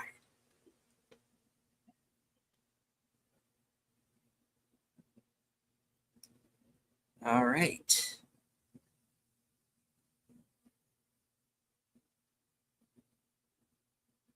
Scroll down. Was nominated for 2 Academy Awards for makeup and visual effects. Was nominated for visual effects at the BAFTAs.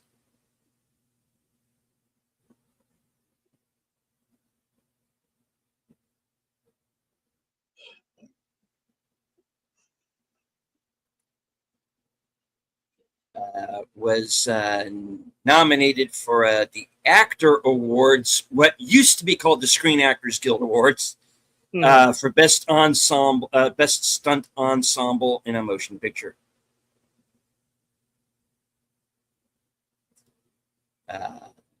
Nominated for 4 Saturn Awards, best fantasy film, costumes, visual effects, and winning for makeup.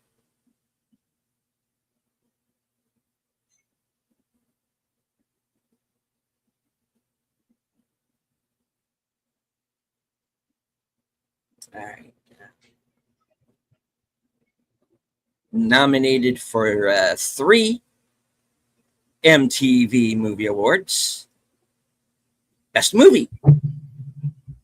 Best Female Performance for Keira Knightley. And winning Best Comedic Performance for Johnny Depp.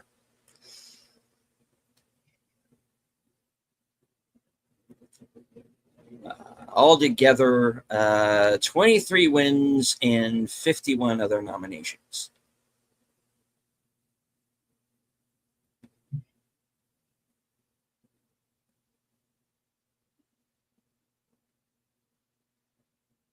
That's quite a lot. Indeed. All right. Went into pre-production February 23rd, 2005. Filming began April 4th.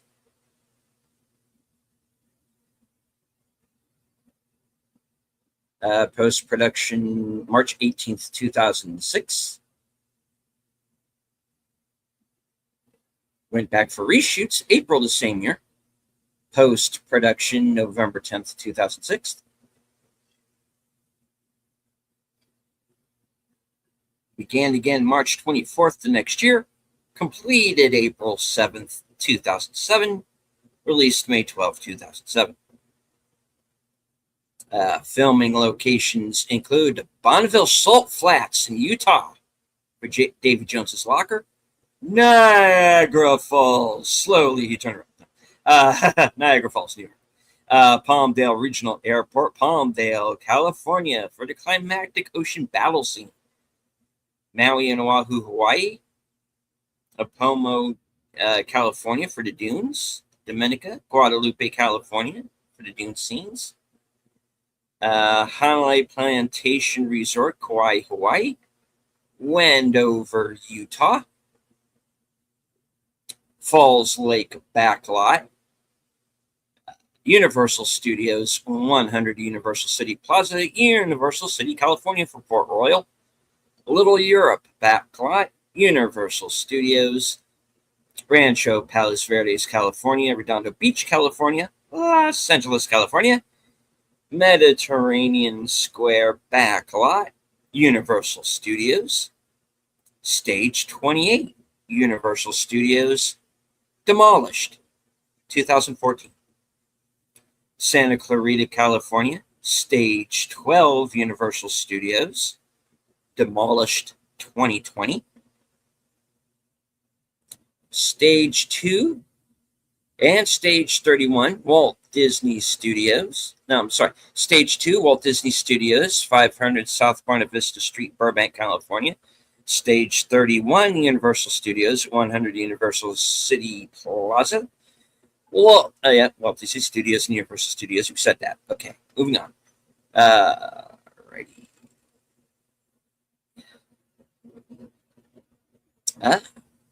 Selections from the soundtrack include Only Found Out Yesterday, written and performed by Keith Richards.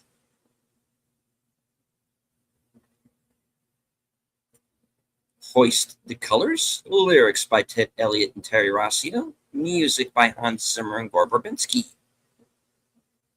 Yo-Ho, A Pirate's Life for Me, words by Xavier Atencio, music by George Bruns, performed by Sam Bauer. All right, on to the trivia. This was the most expensive film ever made up to that point, not adjusted for inflation. The budget ran to $300 million, making it the first film in history with a budget that high. That's more than the combined budget of the Lord of the Rings trilogy. That record had been broken the same year by Spider-Man 3 in 2007, which the record had previously been broken the same year by Spider-Man 3, 2007, which costs $258 million. This film held the record until surpassed by its own sequel, Pirates of the Caribbean on Stranger Tides, 2011, with a net budget of $379 million. The green flash is a real but very rare optical phenomenon during sunrise or sunset that is best observed at sea. It is caused by the refraction of light in the atmosphere, amplified by a mirage. At around 23 minutes, the scene in which Jack the monkey is shivering was accomplished by the concerted efforts of the special effects and animal training departments. The effects guys made a small wooden barrel with a vibrating plate on top. The animal trainers taught the monkey to sit with their arms crossed on the plate. The character of pirate lord Mistress Ching is likely inspired by the real-life Chinese pirate Ching Ai Shao, aka Ching Yi Shao, who controlled the South China Sea with her large pirate fleet in the early 1800s. The real-life Council of Pirates existed at one time. The Brethren of the Coast was a loose coalition of pirates and buccaneers active in the 17th and 18th centuries in the Atlantic Ocean, Caribbean Sea, and Gulf of Mexico. There's a cutscene right now where 10 years later, Will comes back and he meets his son.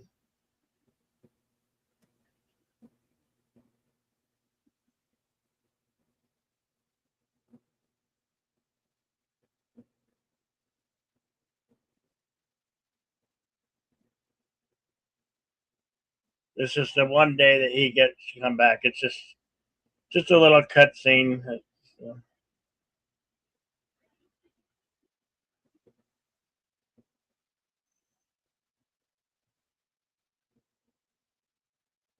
This boy's 10-year old.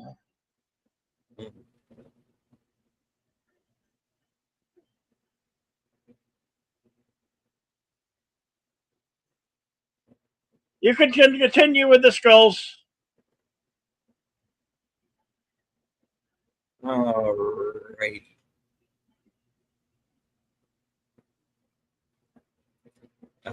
A real-life council of pirates existed at one time. The Brethren of the Coast was a loose coalition of pirates and buccaneers active in the 17th and 18th centuries in the Atlantic Ocean, Caribbean Sea, and the Gulf of Mexico. They had a base on the island of Tortuga off the coast of Haiti and in Port Royal, Jamaica. The Brethren were originally French Huguenots and British Protestants, but their ranks were joined by other adventurers of various nationalities, including Spaniards and Africans. How about that? A movie that had a realistic, diverse cast and did not call attention to itself. Yeah, I know, right? Remember when that used to happen, folks? In the early 2000s, it looks like. Yeah. Keith Richards playing Captain Teague, Jack Sparrow's father and the keeper of the pirate code.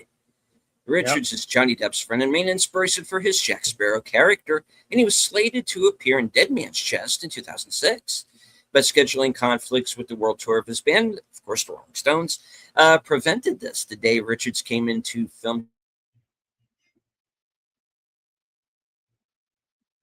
that Gorfurbke had to prop him up. Richards remarked, "If you want it straight, then you got the wrong man."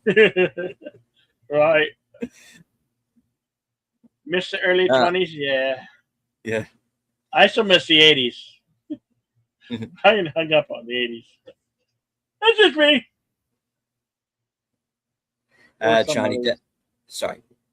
Johnny Depp thoroughly enjoyed working with his co-star Jeffrey Rush in the first film and was pleased to get more screen time alongside of him. He's saying we were like a couple of old ladies with knitting needles. The waterfall scene was filmed at Niagara Falls.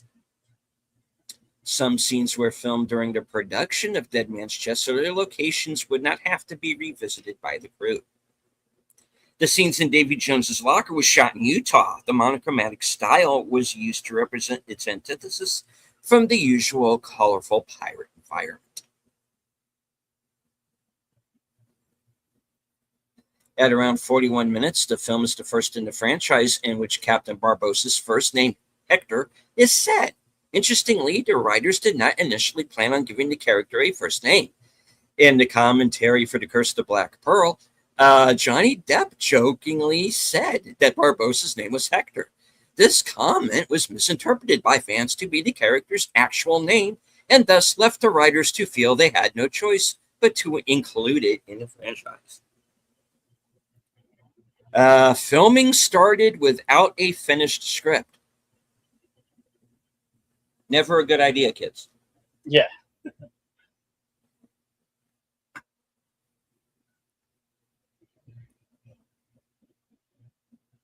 Here they got lucky.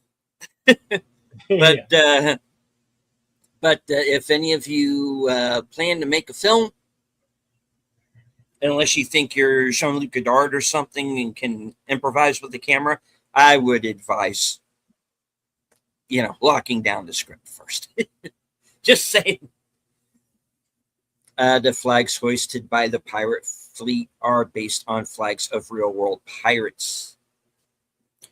Christopher Moody, red flag with winged chalice arm and knife and skull on crossbones.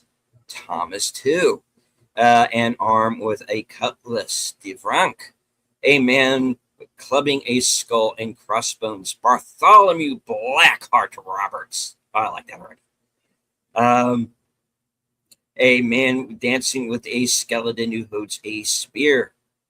Edward Blackbeard Teach, a skeleton holding a spear stabbing a red heart. Edward Lowe, a red skeleton. The flag hoisted by the Black Pearl is that of John Calico Jack Rackham, a skull and crossed cutlasses.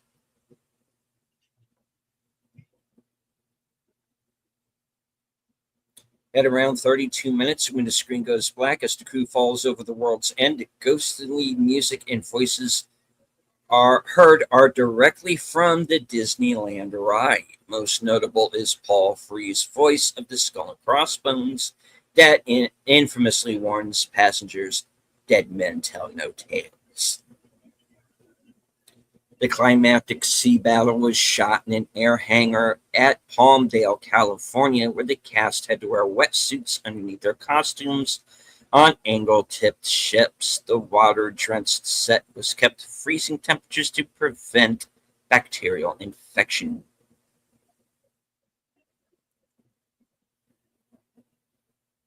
Chow Yun-fat relished his role as Sao Feng, and would often assist the crew in improving the set to make his performance work better. Hans Zimmer composed 8 new motifs, including a new love theme for the film's soundtrack. He scored scenes as the editors began work, so as to influence their choice of cutting to the music. Gore Verbinski assisted Hans Zimmer on composing the musical score for the film. He and Zimmer collaborated on the Hoist the Color song, and Verbinski played the guitar in the parlay scene. And Jack is traded to Beckett and Davy Jones in exchange for Will. The Singapore city was constructed out of 40 buildings within a tank that was 24 meters long and 40 meters wide, and 1 meter deep. Not much is known historically about 18th century Singapore, so the filmmakers based the set design on Chinese and Malaysian cities of the same period in an expressionist style.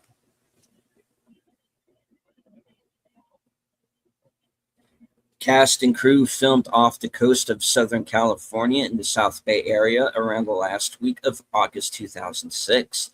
The Black Pearl could be seen sailing to and from port from the Palos Verdes estates and Redondo Beach Pier. Stars of the film would take time off from shooting to meet fans and sign autographs.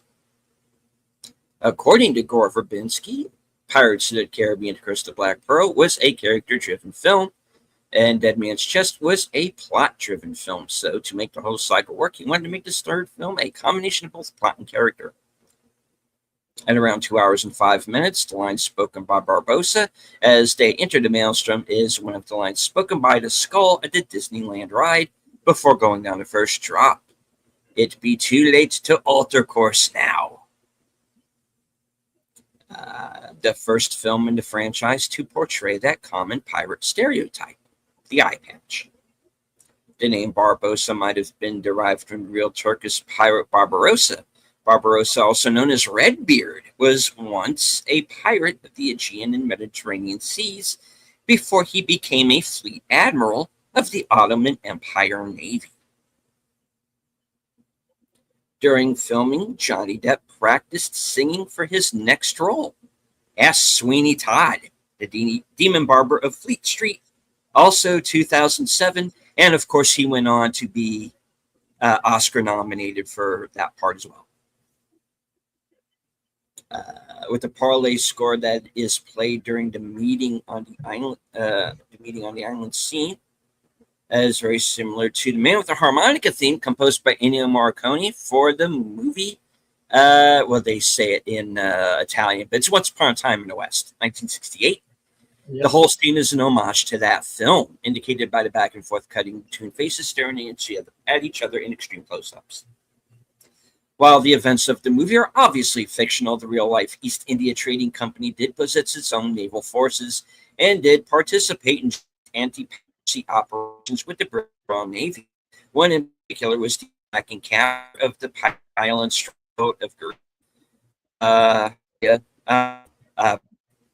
G-A-G-R-A, whatever, 1786 Admiral Charles Watson. At around 1 hour and 45 minutes, the dog with the keys shows up at the Pirate Council meeting. When Pintel and Rigetti ponder how, since they last saw the dog being chased by cannibals, Captain Teague tells them, "Sea turtles, mate." Sea turtles are frequently mentioned in the franchise to explain miraculous escapes.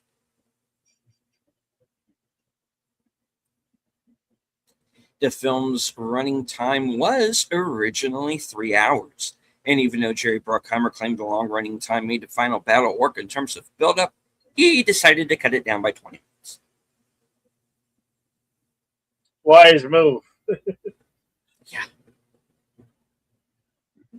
At around 2 hours 35 a minute, Jack says, "Chink up me hearties, yo-ho!" This is also his final line in the first film. According to Gore Verbinski, the Singapore scenes were intended to parody spa culture. Well, kind of obvious. A naturally humid atmosphere was achieved with a careful combination of lighting equipment and gallons of water, and fungi were allowed to grow within the set to enhance the mood. At the beginning of the movie, when Rigetti is looking up through the planks, Elizabeth's skirt, he's looking with his right eye. Oh, it's just a fake eye. You idiot. That was a good joke, though. Yeah, the animators. And you really had to know, like, some that would go over most people's heads. But if you know what to look for, you know what the joke was. The animators completed the visual effects in 5 months. Hans Zimmer stated in an interview that he wrote the music for the films as if he was scoring, quote, a biker movie. And during the process, he substituted the ships for motorcycles in his mind when viewing the film. According to Greek myth, Calypso is an ancient goddess of the sea.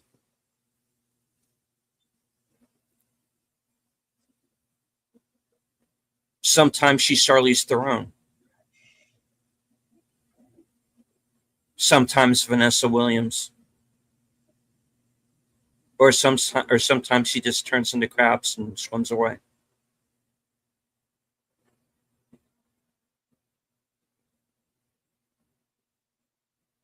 Moving on. Chip and Salsa play the parrot that talks to the pirate Cotton. Only one bird appears at a time, but both birds play the same character. Chip performed the most of the scenes where the parrot was recorded to patiently on the character's shoulder.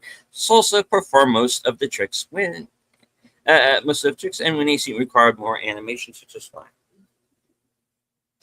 At 2 hours and 49 minutes, it is the longest running Disney film as of 2026, excluding films from Touchstone Pictures, Hollywood Pictures, Marvel Studios, Lucasfilm, 20th Century Studios, and Searchlight Pictures. Because in that case, I think Endgame would be the longest. Pirates of the Caribbean franchise is the 12th highest grossing franchise ever. As all the shooting required in the Caribbean had been conducted in 2005, filming went on at the Bonneville Salt Flats in Utah and the Californian coast. Keira Knightley has stated that due to exhaustion, she fell asleep during the premiere of the film. As a result, she's never seen the complete film, since she doesn't own her films on DVD and never watches them again after the first screening. She's unlikely to do so. This is the 4th pirate movie Hans Zimmer has scored, although Klaus Badelt is credited for scoring Curse of the Black Pearl. Zimmer personally composed several themes for the movie while producing the rest of the score.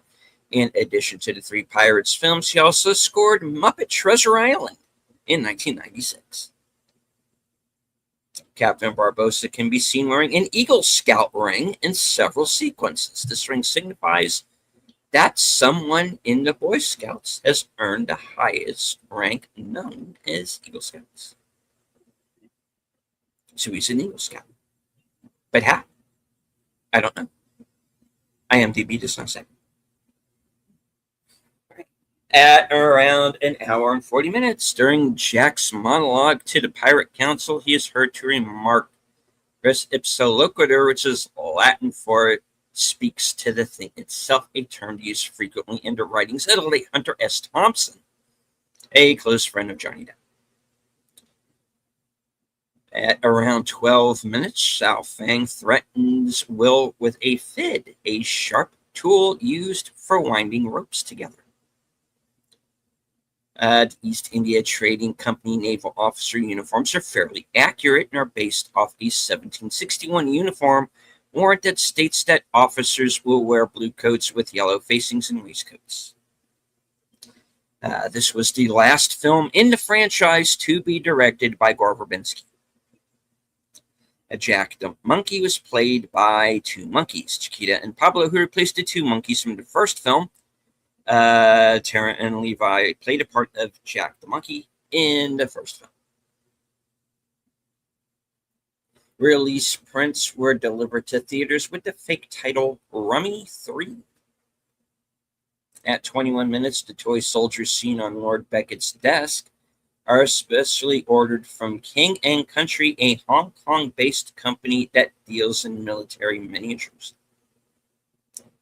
As all the Caribbean location shows up. Yeah, we said that. They shot in California for 70 days. Black Pearl itself, while docked in San Pedro Harbor, was used to film an ad for the movie and a contest called Party on the Pearl, using some of the movie's cast. The ad starred Martin Klepa, Spencer the Monkey, David Blue, and Jeremiah Hu. Liar's Dice can be played on the Blu-ray version of the DVD as a special feature. The last highest-grossing film worldwide to earn less than $1 billion, as every highest-grossing film worldwide beginning in 2008 has crossed the $1 billion mark. This streak was broken in 2020. They might want to think about that. They might want to think about that little tidbit. Yeah. Industrial Light and Magic created 750 visual effects shots in the film, while Digital Domain created 300 visual effects shots for the film. At the time of its release, the fifth highest grossing film worldwide after Titanic, Return of the King, Dead Man's Chest, and the first Harry Potter movie. Fifth sequel in history to gross over $900 million worldwide after The Two Towers, Return of the King, Shrek 2, and Dead Man's Chest. Highest grossing film of 2007 worldwide. Grossed $140 million domestically over Memorial Day weekend, more than any other film up to that point, surpassing X-Men: The Last Stand with $123 million. It held the record for 15 years until finally surpassed by Top Gun: Maverick in 2022 with $161 million. In the novelization, by the time of this film, Elizabeth now considers herself a pirate. Tia Dalma says, "Poor unfortunate souls." Ursula the Sea Witch sang the same thing in another Disney film, The Little Mermaid, in 1989. Flotsam and Jetsam and Shipwreck City may also be an in-joke to Ursula's minions, too. Okay. As the longest of the Pirates films, producer Jerry Bruckheimer maintained a long running time was needed to make the film. Yeah, we've said that. In pirate culture, Davy Jones's locker is both purgatory and hell, which is why in reality it's white. Purgatory is the in-between. It's the place the spirit of the deceased sits and waits to see where the afterlife decides its final resting place or another chance at life. Purgatory is often white. It can be gray sometimes. That's why Jack was stuck there, yet the color was white. The film contains two instances of the famous Wilhelm scream. At 1 hour 30 minutes, Calypso is cited by Davy Jones in this film to be a heathen god. This brings the saga full circle, as in The Curse of the Black Pearl, Barbossa mentioned heathen gods. The shot of Pintel and Ragetti in a rowboat at 1 hour 7 seconds seems to be a reused shot from Dead Man's Chest when they were heading for the Cannibal Island. The shot is slightly zoomed in. It's more grainy. Presumable this was done to hide the fact that there would only be open ocean behind them. In the novelization, Elizabeth doesn't know if Will's any different from pirates and doesn't know if she can trust him anymore. She also lost some respect for Norrington when he handed Heart of Davy Jones to Lord Beckett to regain his standing in the Navy, but he never stopped loving Elizabeth in spite of her love for the pirate's life.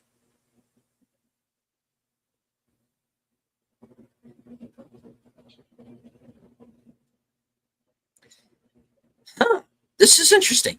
The film was censored in China, with Chilean fat scenes trimmed from versions of the film which may be shown in China.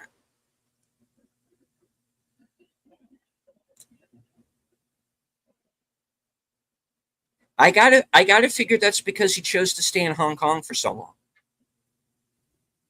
I don't think he ever went to the mainland. Some of them did, but I don't think he did.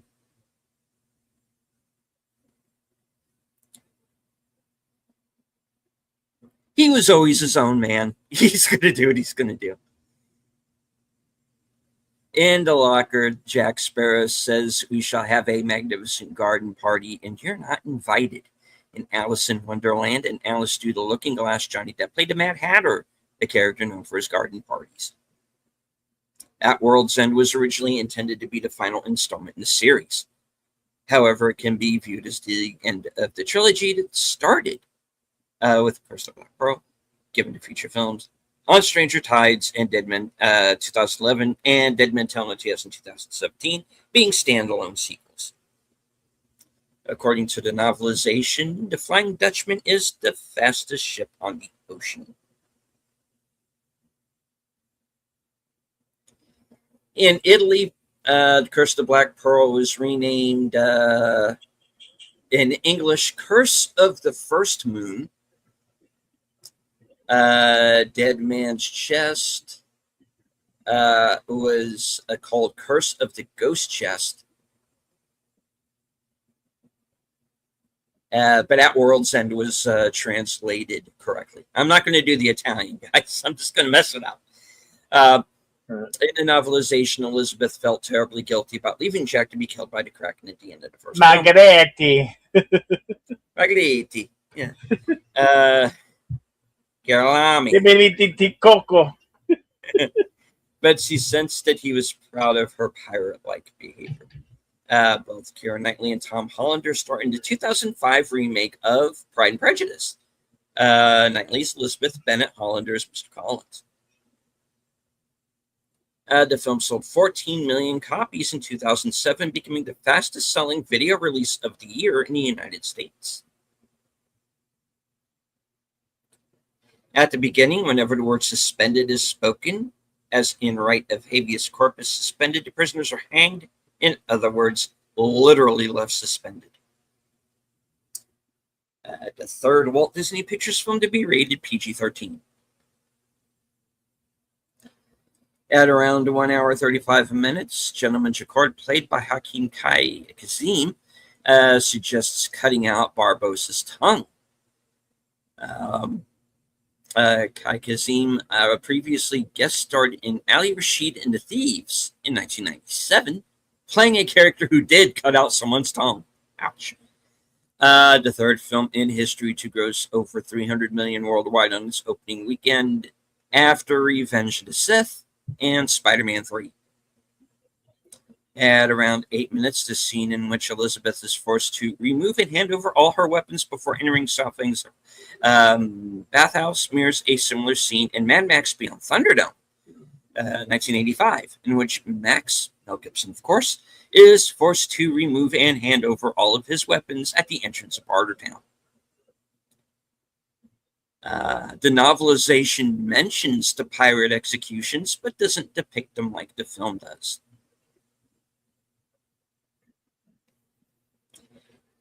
In the novelization, Lord Beckett considers Jack peculiar, devious, and Barbossa considers Jack dangerous but full-hearted. Some of these repeat between the three films. With this film, the Pirates franchise broke the $2 billion mark at the global box office. The Maelstrom sequence took 10 weeks to film. It was extremely difficult for the actors.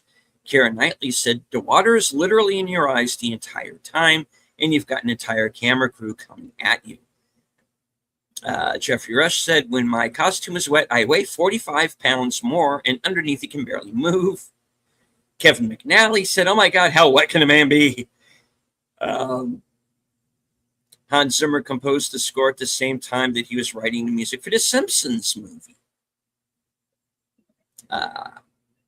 This movie contains 3 actors from Game of Thrones. Jonathan Pryce as the High Sparrow, Mackenzie Crook as RL, and Andy Beckwith as Aurora. This series has a rather inconsistent naming concept. Okay. Germany, Black Pearl is called Caribbean's Curse. Yeah,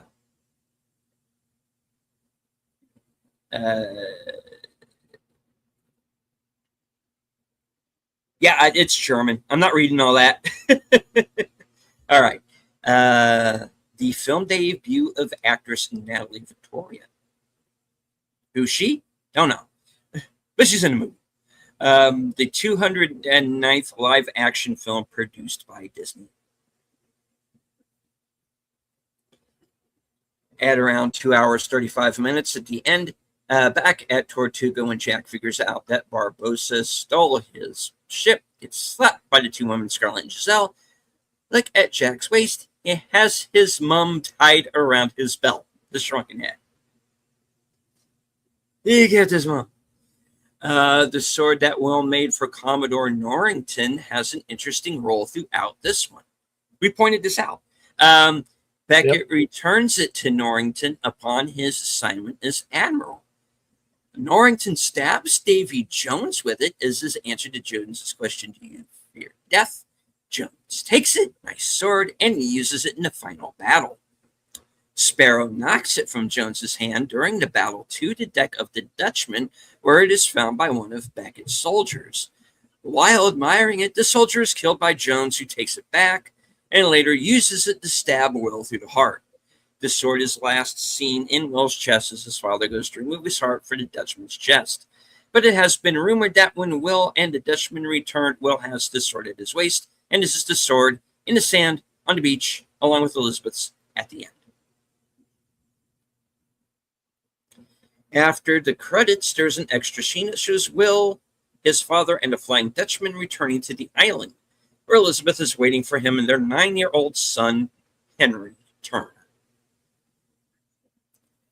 At around 2 hours, 30 minutes, the farewells Elizabeth receives from the pirates echo their greetings and farewells in The Curse of the Black Pearl. Pintel, who met Elizabeth with Ella Papa, says bye Papa to her. Barbossa, who first thought Elizabeth was Miss Turner, calls her Mrs. Turner. Elizabeth tells Jack Sparrow it never would have worked out between them, which Sparrow had told her earlier. At 1 hour 55 minutes, prior to dissolving into a swarm of crabs, Calypso shouts a French incantation, which in the script reads a bunch of French stuff, roughly translated across all the waters, find a path to he who wrongfully entombed me. But you never see her again. So, okay.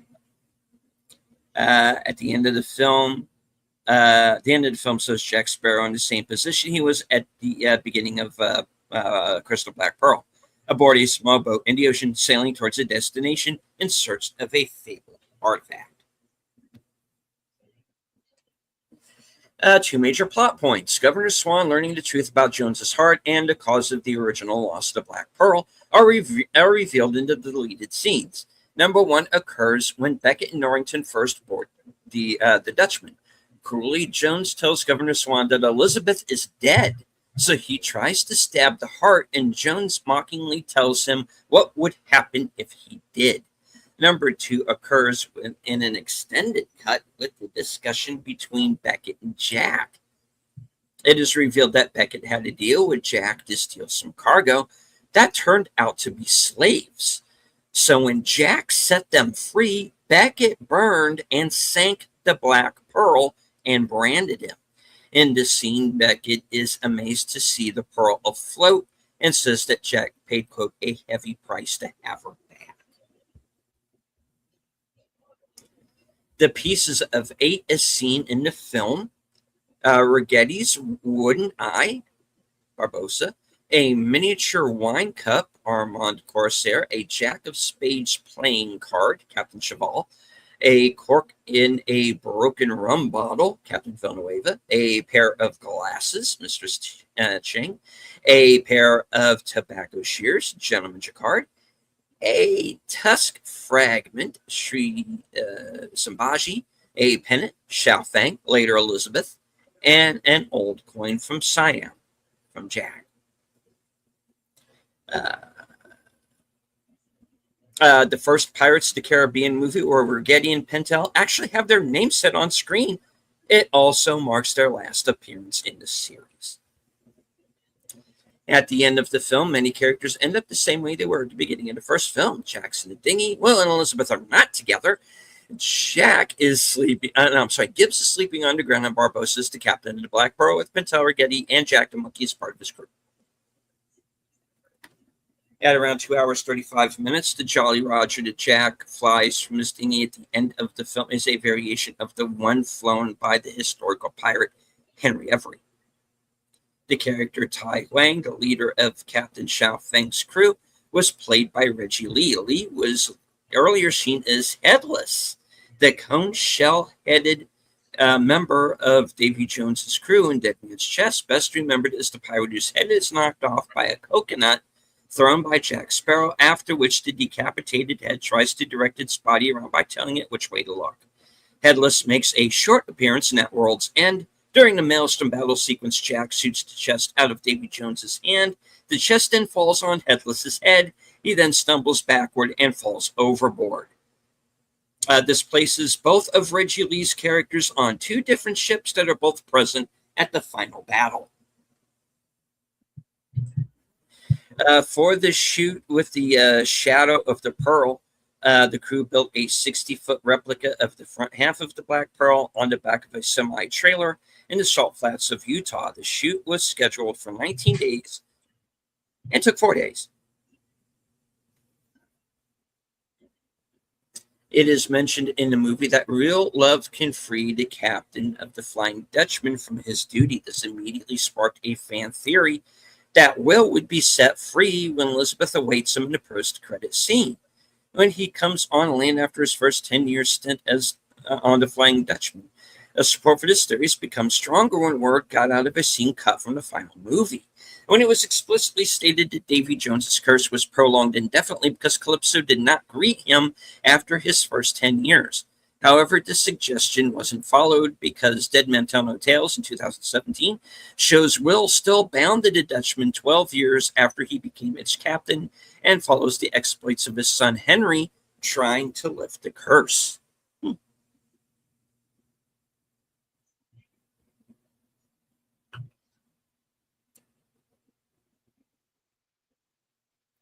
A piece of 8 is a silver coin called a real. Used as currency in Spain from the mid-14th through the late 19th century, it was called a piece of 8 because from 1497 to 1642, a real was worth 1/8 of a Spanish dollar. A person needed 8 pieces to equal a dollar. Even after the coin's value dropped, the name stuck. In the film, the piece of 8 is a relic that identifies a captain as one of the 9 pirate lord of the Brethren Court. Many lines throughout the trilogy are taken straight from the ride and are mainly spoken by Barbossa. Most notably, strike your colors, you blooming cockroaches, and several others. In this one, he has multiple lines from the ride. It'd be too late to alter course now. Ye may not survive to pass this way again, and these be the last friendly words you hear. Soldiers Mulroy and Murtaugh make a return after appearing in Curse the Black Pearl, but not Dead Man's Chest. In both movies, they are guarding something important. The Interceptor and Curse the Black Pearl, the chest with Davy Jones's heart and At World's End. And Jack Sparrow tricks them in the same way. He asks them why they are there instead of somewhere else, and the answer causes them to get into a trivial discussion. This distracts them to the extent that they no longer pay attention to Jack, who subsequently slips by unnoticed. Jack Sparrow doesn't appear until 33 minutes into the film. At 2 hours and 35 minutes at the end of the film, Barbossa suggests to his crew that they go looking for the Fountain of Youth, but is prevented by doing so since the relevant portion of the map has been stolen. Next, we see Jack and his dinghy turning the rings of the map to form a chalice and the assumed location of the Fountain of Youth mount, marked by an X. Judging from its position on the map and remembering the relative inaccuracy of the mapping techniques of the day, the X lies over the Everglades, roughly 33 miles southwest of Lake Okeechobee.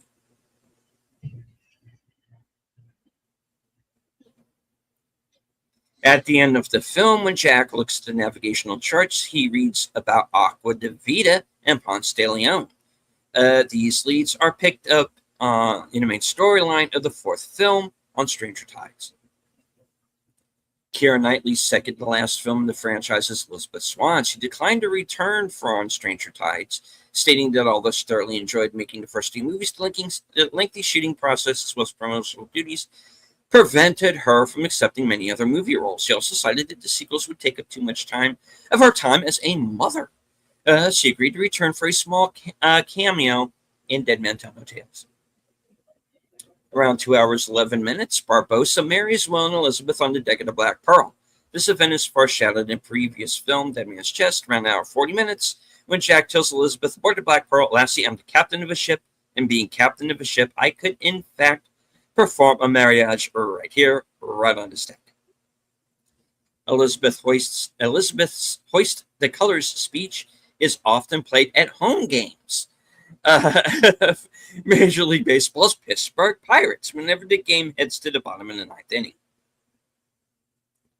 When Elizabeth is named by Tai Wang and Xiao Feng's crew as their captain, after being asked by Davy Jones' board of Dutchman, the Singaporean crew speaks Mandarin. When Norrington breaks Elizabeth and the crew out of the brig, Tai Wang speaks Mandarin to the crew when Elizabeth nods for them to leave.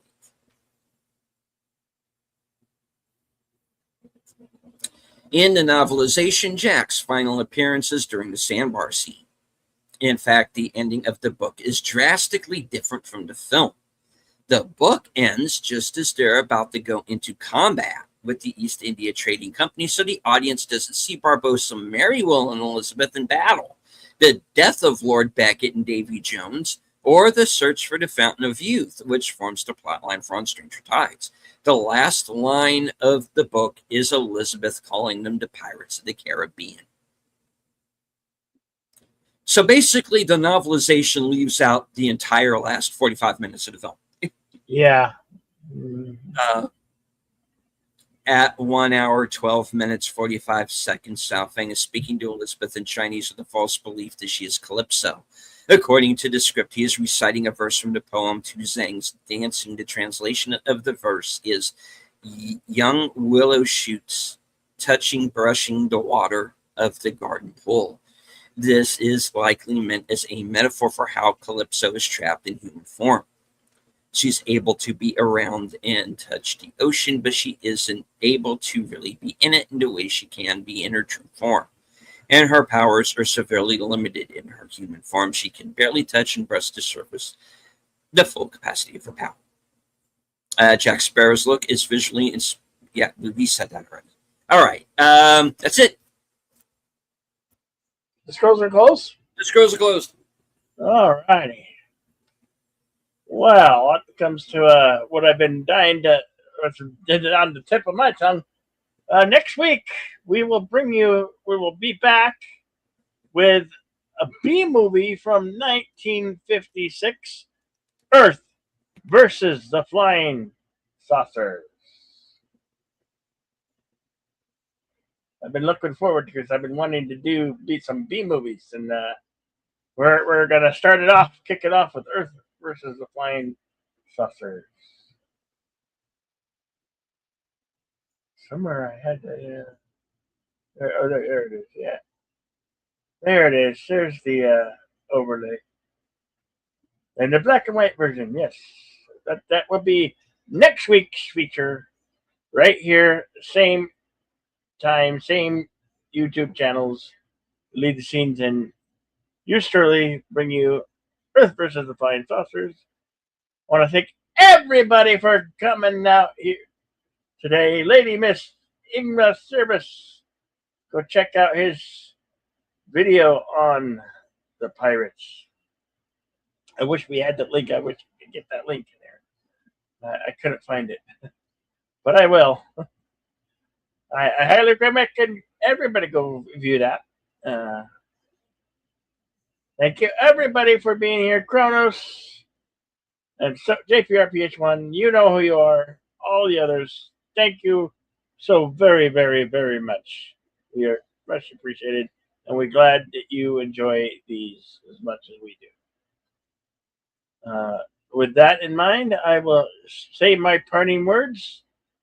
Until then, always remain to be excellent to each other. Party on, and we'll see you at the next one. Okay, back to you. All right. And as I always say at the end of every broadcast, I want to once again thank everyone for joining us in the live chat. I know we had over 50 people watching at one point, so thank you all very much. Even if you are only here for a few moments, that's quite all right. You do not have to engage with the chat, just as long as you enjoy the show. Hit the like, share out the stream here on both Bill's channel and mine. We do this show every week. If you like what you see, if you've never seen Earth versus the Flying Saucers, next week's going to be your opportunity. Yeah. So if you like what you see here on Bill's channel and mine, please feel free to become subscribers. Memberships are available. And as I always say, well, number one, I do, before we do move on, I do want to thank Connie Cleary. Yes, thank you. And JPRPH1 for the member chats during the course of the show. Yeah. I don't want to forget them. All right. Once again, thank you all for joining us. And as I always say at the end of every broadcast, from HQ and all points north, south, east, west, and beyond, good night. Take care. Stay strong. Be safe and healthy, because this is how we win.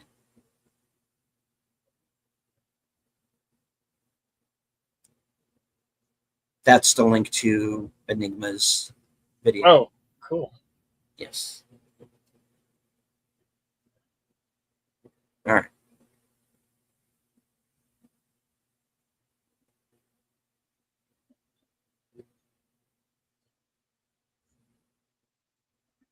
Push the button, Frank. Yeah. I know. That's what I said it. Okay. There you go.